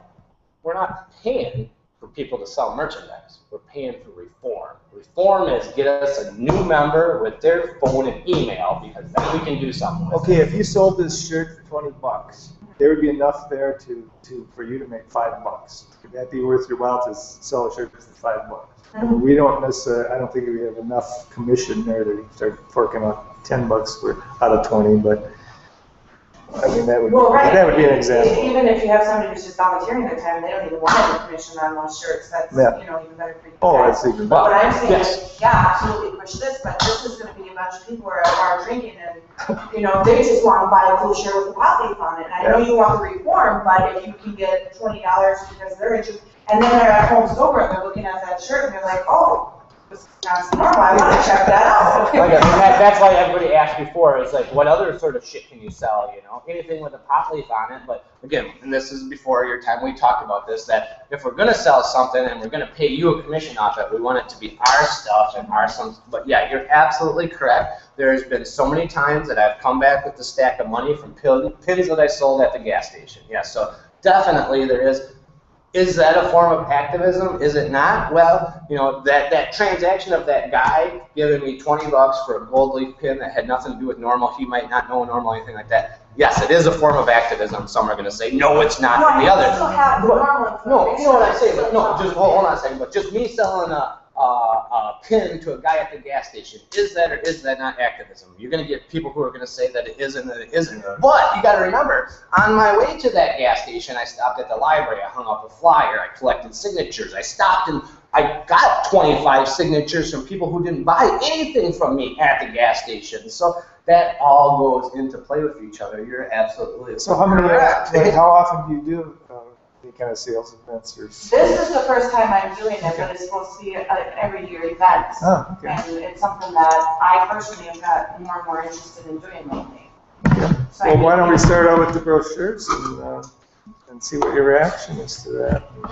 Yeah, I'll definitely be there pushing. Because you'll be able to gauge a little bit how much interest there would be in selling stuff by how many of these you give out in addition to your general merchandise, you know.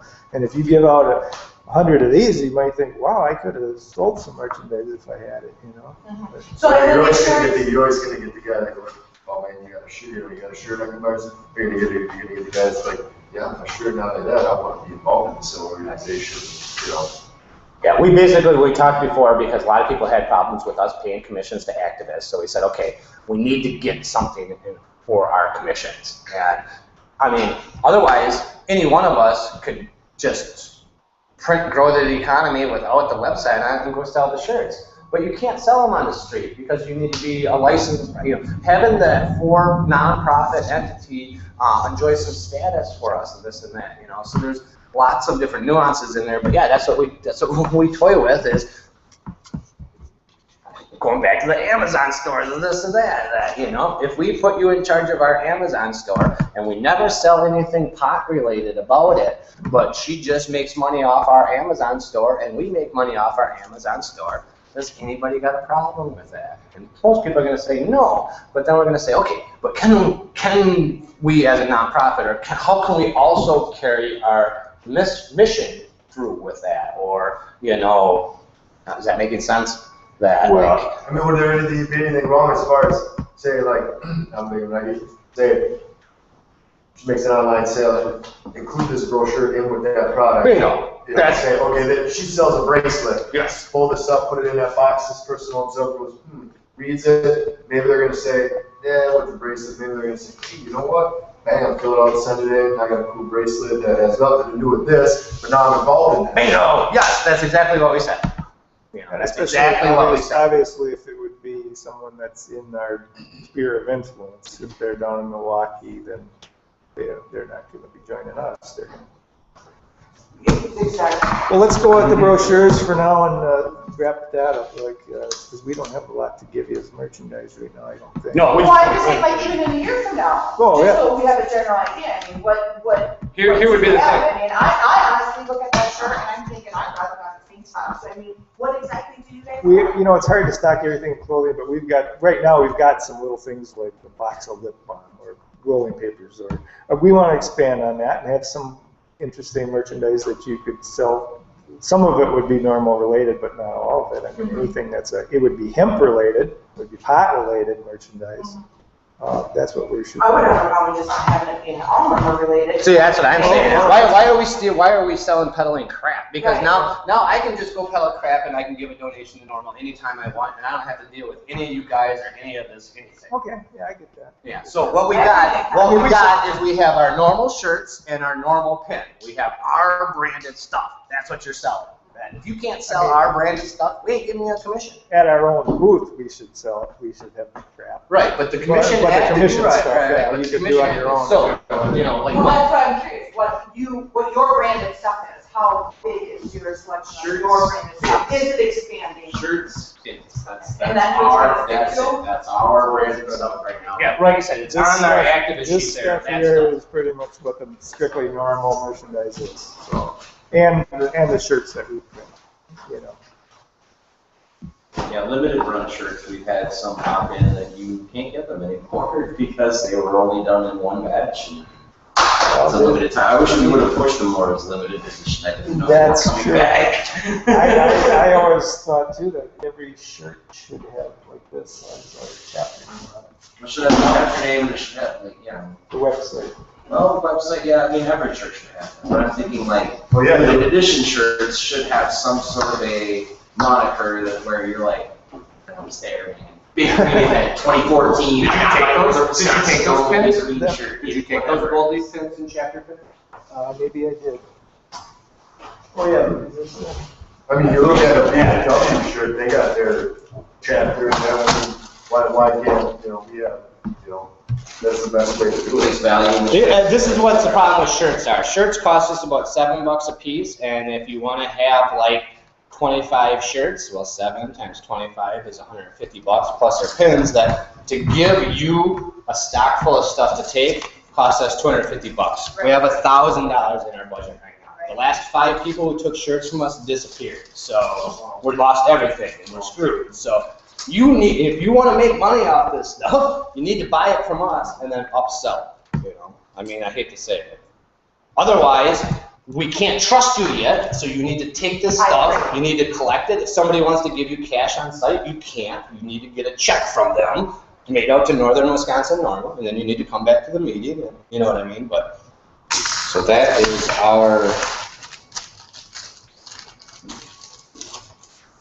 so that's what we got. And I did order more of these and more of everything, and so, but basically, the chapter pin, the Goldie pin, and the t-shirt. What's the white bracelet? What's that? What's the white bracelet? Is that Read. Glows in the And dark. the other one's cannabis is secure, I think. But We were giving those away, but I thought you could get 2 for $1. Give them a green one and a white one, 2 for $1. I've got ink green ones in there. Well, if they're donating it out, they give it for free, you know? For $1 piece. That's what I'm saying. it doesn't matter what you get for them, as long as you get it and it gets. Right. So, I mean, if you want to, you can wear those and, you know, you can say, hey, for your membership, that's what you get, this and that. But ideally, yes, it would make sense for you to have 100 of those, 100 of the pins, Well, that's not. and some shirts. Well, and stuff right. like Here, that. we got a fire, Membership, big fire here. Into the newsletter. So, and then for them to get this stuff, somebody, an activist can actually go to their home, or you can mail it to them? On the site, if you have it, if we don't. Yeah, if you have it on site, you would just give it to them right there. You know, this is the whole, if you fill out your stuff here, yeah. Again, like I explained before, if you're a field activist locally and you need this stuff, you come to us and get it. Either you can send it to them in the mail, or this is how it all developed. This is how the commission activist thing developed. When I first did this, I did everything online. So I charged you $30 for a shirt. I had to go online and pay $22 for a shirt. Okay, so $8 profit. So I was like, okay, I can buy a shirt for $5. I can still get $30 from you. I can pay you $10 to deliver the shirt.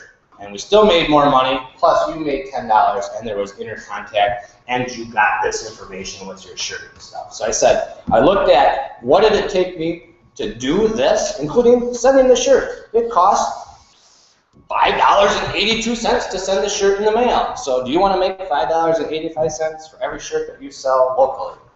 Just deliver it. Let's pay you instead of the USPS. So micromanaging those dollars and cents, just looking at it, I created an activist kit which cost the chapter $1.19. I sold it to you for $3.38, and you sold it in the field for $7. The whole way wholesale retail works. Well, the field activists that we trust should have the pile, each one Yes. has some of this knick-knack stuff that.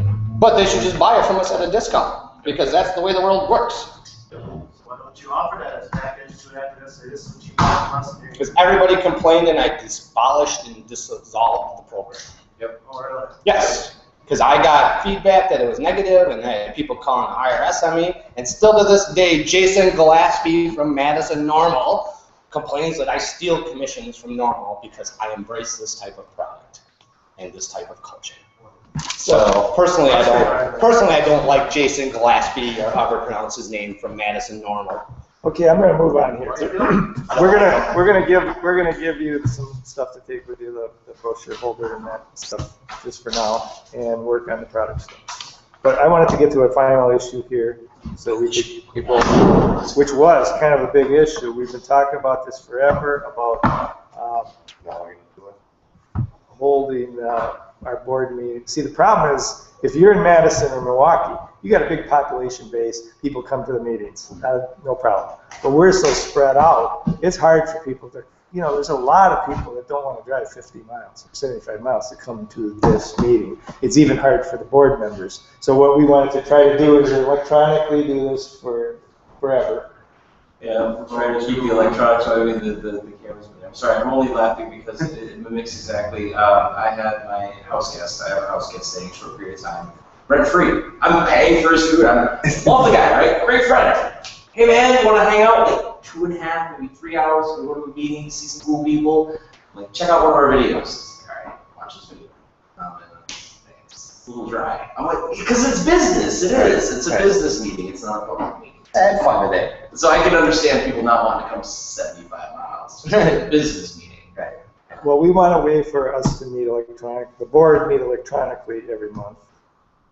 Or, and have the general membership be able to access that too, what is that, the Google Hangout? Okay. The format we're using right now. Check out GoToMeeting. It's free the first month, I think. Google Hangouts is free. We can archive it. We've been using We've We've been using Google Hangouts now for 16 months. We've No not problem. had an issue. It all archives right on YouTube for us. Early on, We use our secretary takes notes when they're unavailable to attend in person. We've had no issues with Google. What The only issues problem is have we can't get it on the phone. what issues have you found? Oh, I was I can't get it online. using GoToMeeting, but it's like $20 or $25 a month after the first month free. And I don't know, maybe if you guys want to just try it for free for the first month to see which platform. Oh, no, I Well, thought you said you had problems with Google Here's the Hangout. thing with Early on, people were not getting on, or getting off. yeah, that was an issue early on. They've rewritten it. Yeah, it's all right. But here's the thing with Google Hangouts. If we do a board meeting where we say, okay, it's going to be board members, we're going to have 5 board members it right down here, and it's just gonna be us. Everybody else is gonna get the link to go to YouTube. Okay, so while we're broadcasting in Google Hangouts and we're using that version of their system, it's sending a backup copy over to YouTube that everybody else is watching, so that them are not coming into a room, they're not connecting, that we're not seeing video cameras. So there's no way for them to. There's no way for them to join unless we physically say, okay, here's the link to actually join the group, and that means you're in this little blob down here, you can talk. There's nothing that says we have to keep our board meetings private. No, there's nothing so we have to keep private, but if it becomes a connection issue, and we have Gotcha, people all trying to talk to each other, yeah, that becomes a problem. People aren't muting their microphones, they aren't muting the video. We had that issue, and I made the call, and I said, okay, let's do this another way, and all I did was we keep recording our videos, but it back up to YouTube, and then I go on YouTube and read comments. That's where I do it from there. And that way, there's no more jittery video. We've had no more lost sound or garbled, robotic voice. That was eliminated by minimizing the number of people joining, because you are trying to get 26 people all on the same stream, all sharing bits of data. So, I don't think we would ever go to like a pay for it. We've had so many free options, but. Well, see, that was my question, is like, how do the non-board members contribute while this meeting is going on? And, unfortunately, a lot of the individuals in even this video, the whole time we've been shooting, maximum, we had 5 viewers.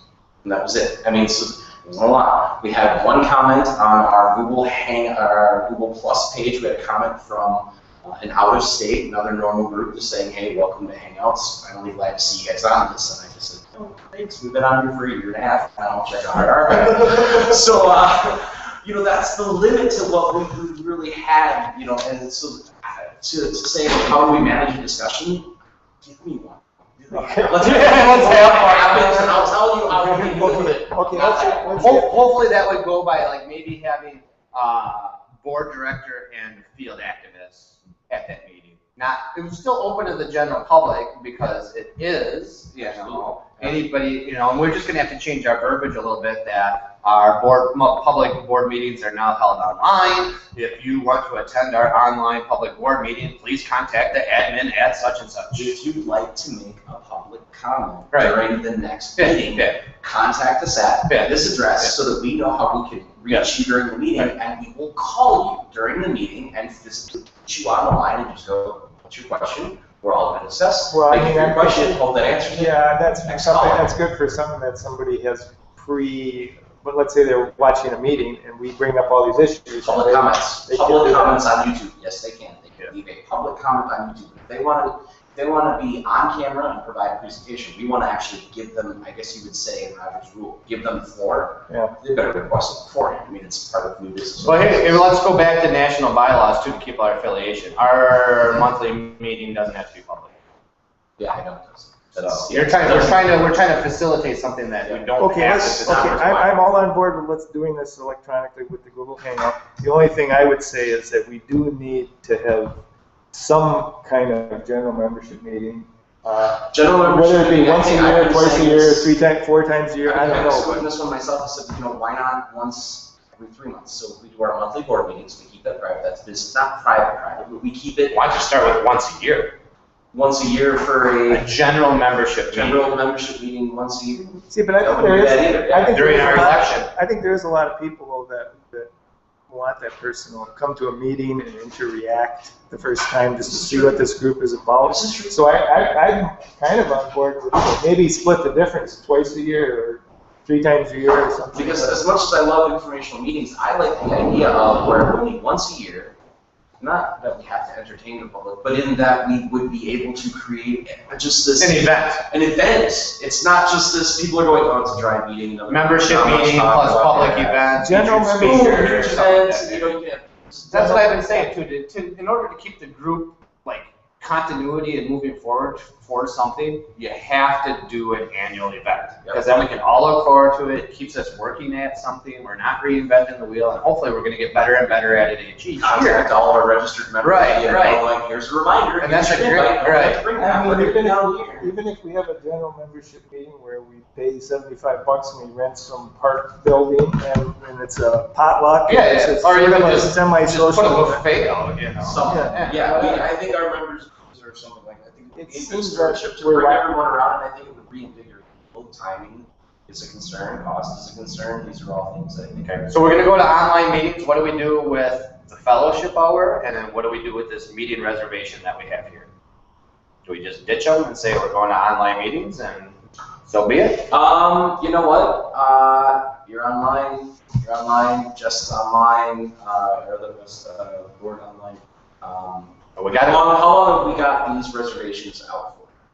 I don't think we ever extended them. I think they just kind of keep just saying. Rich, they're just No, like indefinite, right? They'll just cancel it. They just keep, okay, so Keep it, I we cancel it. don't have, I know sometimes I'm a little late, I don't have a problem coming in here and setting up the meeting and still holding it and going, okay, so here I am, just me sitting here with the board, you're all on the computer, you guys didn't have to show up.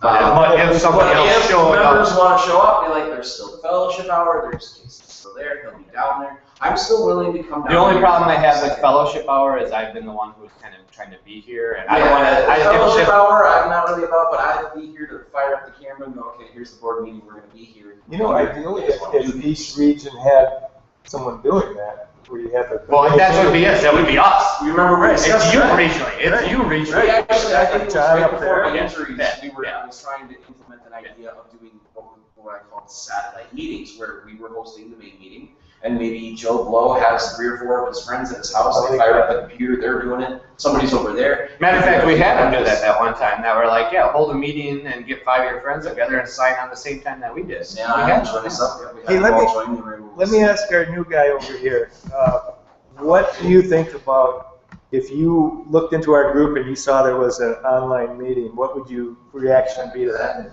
Just gonna say that if you're doing a board meeting where you're deciding amongst yourselves how to vote on stuff, I don't think you want the general public or your general membership doing that. No, this is all nice and good right here, you're all interacting. Well, what happens when you come up with a dispute and it starts dividing the group up?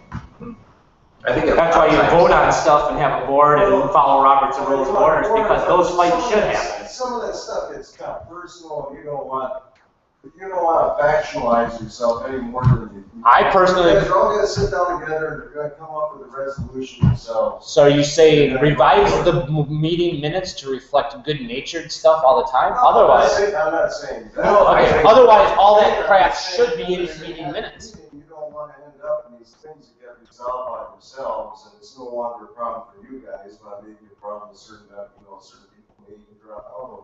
So in other words, you don't think that would be an issue, I think there's a problem? place for a meeting with like an annual board meeting, something like that. For your everyday sort of things, I don't see where that's necessary to have a general membership in it, and it is boring to go through the annual budget and. Well, see, our problem too is that, people are coming from 75 miles away, 100 miles away. Now, you're thinking they could be spending that time and that money Additionally, have better. to do it twice a year for the big event, full of lots of information. Minimize, make it value for their 75-mile trip. Right.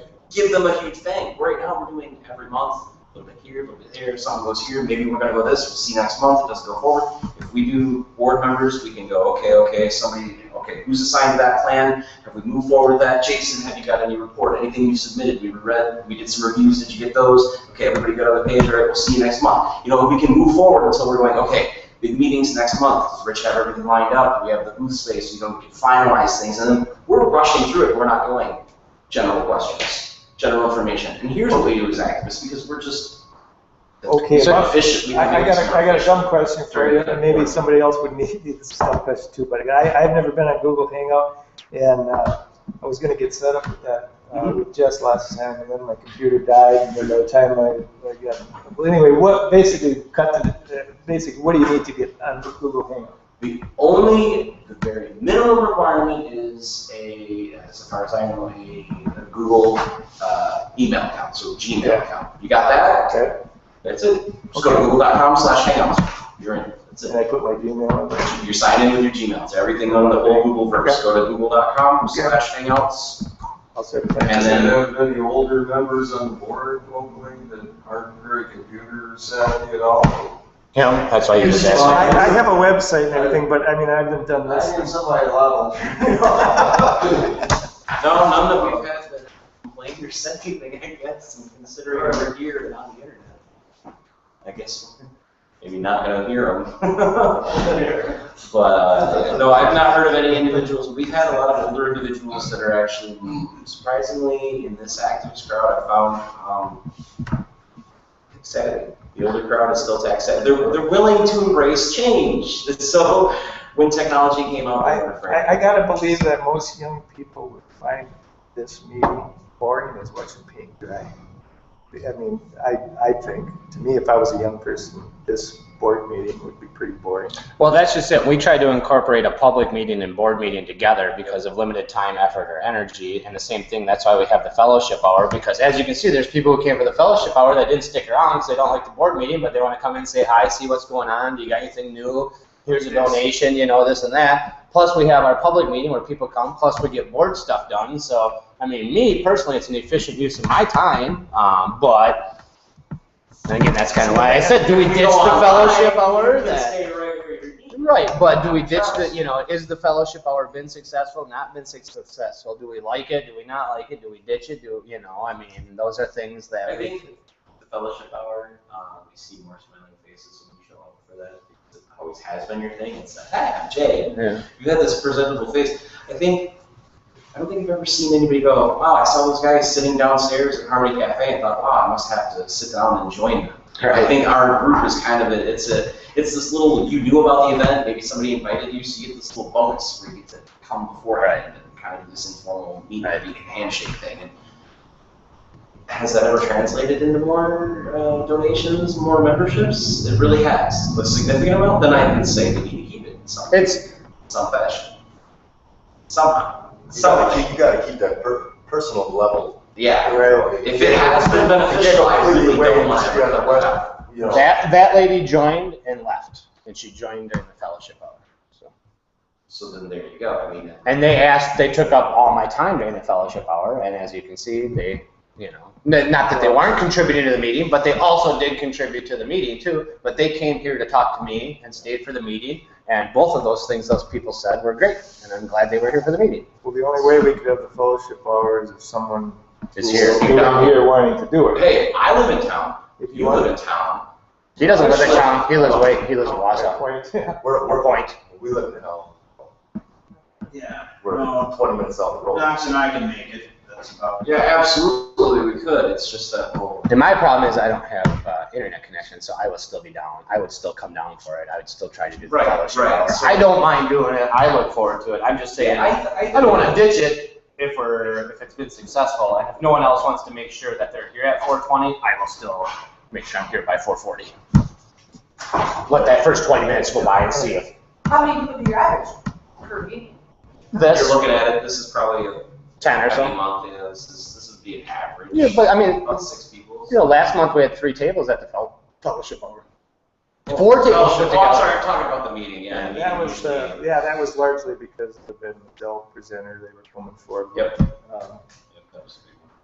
Well, I mean, we meet electronically, and this meetings would still happen here as part of that, and whoever You know, shows up, shows up. Right, and I mean, as you move towards, let's just poof, the commission activist places in force here. If Knox and Rich, or if, you know, Rich doesn't want to be a commission activist and Knox does, if Knox is going to show up here for the fellowship hour every time and be the hub for this meeting, this is his little deal. As he collects memberships here and funds here, that he should get paid for that. And Knox should have a sampling of all this stuff. There you Yeah, go. well, I have access to You Rich got it. anytime I'm ready to set it up. I just call Rich and we go down to the storage unit. Yeah, but the point being is whoever's going to come to this actual physical Should bring location it with them, yes. should have the Yes, stuff.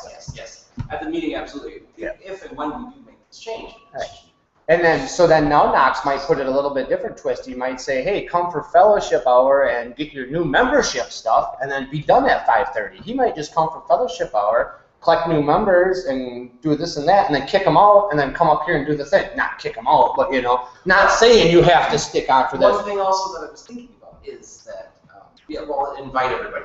Right, Yeah. right, because that would be him, is he knows he's going to be Right. here. He can do whatever he wants to market his time while he's here. Hey, I am only available for new membership sign-ups on the second Thursday of the month from this time. You don't even have to tell them that you're conducting a meeting or there's a fellowship hour. Just, if you want to join NORML in the Fox Valley, you need to see me on this day. Yeah, come hang down over here, yeah. And if you want to come and hang out and buy me, this and that, you can do whatever you want. So, I mean, that would be him as let's change it to field activist. That's him as a commission activist now, running a business and marketing NORML. We just happen to set it up for you, and now you got the gravy cane because we have been meeting here for a while, and hopefully there's some consistency. You know, along with the electronic meetings and having the general membership meetings, maybe the general membership meetings could be rotating kind of to different locations. Because people might be willing to go somewhere for. And that's why I say let's do it once a year. Start with once a year, because really you need 6 months to plan something anyways, and that's what we should be doing is say, okay, we're, from now until we have our membership meeting, that's what we should be working on. Let's pick a place, time, start working on that. A great time to do it. We're just doing it once a year, November, the month after Harvest Fest. That's really usually when we all want to come back. Well, We always feel usually. The one drawback to November is it kind of might limit going to a park or something. I'd say never have it outdoors, always have it indoors. Yeah, never. Right. Well, not totally outdoors, but I mean under a shelter or something. Even that, I suggest indoors versus the fee, especially if you're going to have food and like actually treat it like a, and maybe even reserve head count. I mean, You can get this. here, okay, I'm going to back up a second. Let me back up a second. Before we do that, don't you think the state chapter should be doing something like that? And shouldn't we work with the state chapter in unison to pull something like that off? Because the state chapter doesn't collect memberships right now. They have no membership recognition. So are we doing the state a disservice by not trying to work with Wisconsin NORML to incorporate that? And why couldn't we work with Wisconsin NORML for that our one type a year? Or is it just for us and our members? If we have a general membership meeting, I'd like to have it in our district. Well, no, I'd say, yeah, we're going to still have it in our district, yeah. Yeah. What you saying, then invite other groups to our general membership meeting? Right. Or why are you a member of Madison and Southeastern Wisconsin NORML? No. Why not? I am. You should be. Still diversity, you can still divide it into different chapters. Oh, absolutely. You should be a due paying member. Yeah. I always try to remind myself, I always look up the chain and I go, maybe Wisconsin NORML, and I may not be super active with them because I'm over here doing. I'm just saying that, if that's the idea that we're going to do, why don't we tell Wisconsin and Southeastern Wisconsin NORML, and perhaps they want to do the same thing, and then why don't we do a membership meeting together? Statewide NORML membership meeting where everybody comes together, one big group, we all pool resources, we have a great event, and you get to meet people from the other side of the state. Now, there's no guarantee that we can get them to work with us and or do this, nor guarantee do they keep track of their members, so it's a pipe dream, but we can lead by example, and we've got to continue going on, Or we can have a general membership meeting and invite them. and invite their members to, open to members of all NORML, gotcha. Do you ever hold meetings up in Green Bay, like I know for Creek Spacer, they have the Harmony, just to get some new. The Harmony what? Same thing here. No, Green Bay or here, I mean, No, Green Bay, I think, is the third largest city in the state, and there's, We've been holding our meetings in this building since the chapter moved here to Appleton. Our initial meeting was the first meeting I ever attended. That was over at the Appleton Public Library. And then we moved here. We found out about this place. Here's the problem. I like what you're saying, but you can't change your meeting location again and again and again. We've talked about this several times. We had a whole bunch of stuff out there in print and stuff that said this is where we're meeting. We have done several events and outreach to Green Bay and had done some sub meetings, but like to hold a monthly meeting someplace, we kind of had to agree upon it. Some of those guys up in Green Bay, I think we mentioned this earlier, this week said let's hold a satellite meeting. I said, why don't you guys go to Harmony Cafe? Get the same time we have it set up, get a computer, dial in, and you're sitting here, and they'd be listening to us. And any of our activists, if anybody personally feels like this is a great idea, I think you guys should do that. Grab your computer, put it in your car, drive up there, and then make sure you call us or have a contact to us so that we can make sure you're in before we continue the meeting so that it can be a true satellite meeting. We also get the argument that is Green Bay northern Wisconsin, is Appleton northern Wisconsin. So originally when I founded the chapter, Madison NORML only existed. So I designed this chapter as an outreach program to reach the far reaches of the universe where no activist has gone before, and to show by example that even rural Wisconsin supports reform, and give me the least populated, largest logistically challenged area of Wisconsin, and I will build you a chapter that has membership and can function. And I think we've shown that we can do that. Now it's just time for the people in true northern Wisconsin to pick up and take off what we started. You know, I have a feeling like sometimes we could overextend our reach, and the truth be told, Green Bay is probably the third largest city in Wisconsin, and they should be able to support their own group. That's rather than part of our group, but. And Hamilton, I support this. If it ever came down to a, there's no more Northern Wisconsin normal, and then all of a sudden there's a Green Bay normal, I can guarantee you this will become Hamilton normal. And I'm sure a lot of people that are in this area that are active in this chapter will go, well, it's not Northern Wisconsin, but it's Hamilton. It's still the same guys. There was no real protocol to say, okay, how are we going to divide Wisconsin up? How are we going to do this? We just know there's 72 counties in Wisconsin, and that some sort of regional presence was needed to be strived for, and the steps were just made to do it. We don't really have a geographic location as far as what we're trying to service, other than central northern Wisconsin and the Fox Valley. So. How long have all you guys been active? Everybody at a different level. The chapter's been incorporated since 2010. Okay. See, the problem with different areas trying to have their own normal chapter too is that technically if you go to national normal, there's a criteria for being an official chapter, the probationary period, blah, blah, blah. And there's a lot of chapters that don't technically meet all the criteria of having the right number of board members, meeting properly and stuff. And I don't see the national enforcing that, but technically, you are supposed to meet a bunch of criteria to be a chapter. And that's not all that easy. Is there a fee or something initially? Basically, what it comes down to is hold a monthly meeting, have one public event a year, and do one fundraiser with National Normal. That's like the gist of it. Now, to have the monthly meeting and follow all those different things, that's where you're more like Robert's Rule of Order. So having not a full board for 18 months doesn't cut it, that type of stuff. So, but really, it's hold a monthly meeting, keep track of your memberships and send them in, and then. I haven't heard of National Normal. They've disbanded chapters. They have, but usually it's because a chapter raises a bunch of money and National Normal never sees it, and they don't have good accounting of it or something like that. But, all right. Well, let's work towards. Are we just going to be communicating with each other? Yep. I think we nailed it down. That somebody still will be here. I'll come for the next one too to make sure. But Anybody want to help with the event on Saturday? Are you going to vend there? Can you vend? Do you want stuff to sell? Yeah. Do you want to vend? I think I put a nonprofit, so. It doesn't matter. I think we're not selling anything. I don't know. It's up to you. Are you selling stuff? Hey, anything we sell is not to make a profit. Well, look it up. I think Nonprofits sell stuff all the time. Right. Well, do you want to sell merchandise? Do you want to handle cash and sell stuff? Okay, then don't make it. Well, we want you to do what you want. Informational person. How do you feel? How about That's Kimberly. Kimberly, it's in between Appleton and Con. Give me a moment. Who threw this $2 at me? It's like 10 to. You did. Yeah. What's that? Oh, bracelet. Oh, yeah. If you want to sell merchandise, I'm all for it. How about Right here, noon to 10 p.m. How about, Rich, how about, in addition to your brochure thing, a donation box? Would that fit in, or if you don't want to mess with it, that's cool too, but. Yeah, no, that Okay, you want the little. that I can do, but I just. I better get, well, I guess. You guys like selling stuff, you want to sell you an idea. Marijuana. I didn't make the sign yet.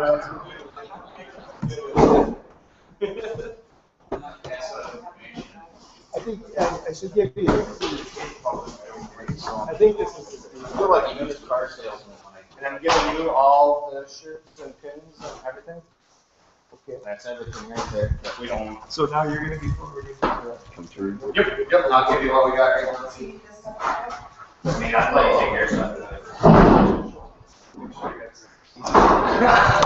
Actually, I don't even need the key, as long as you have it, that's.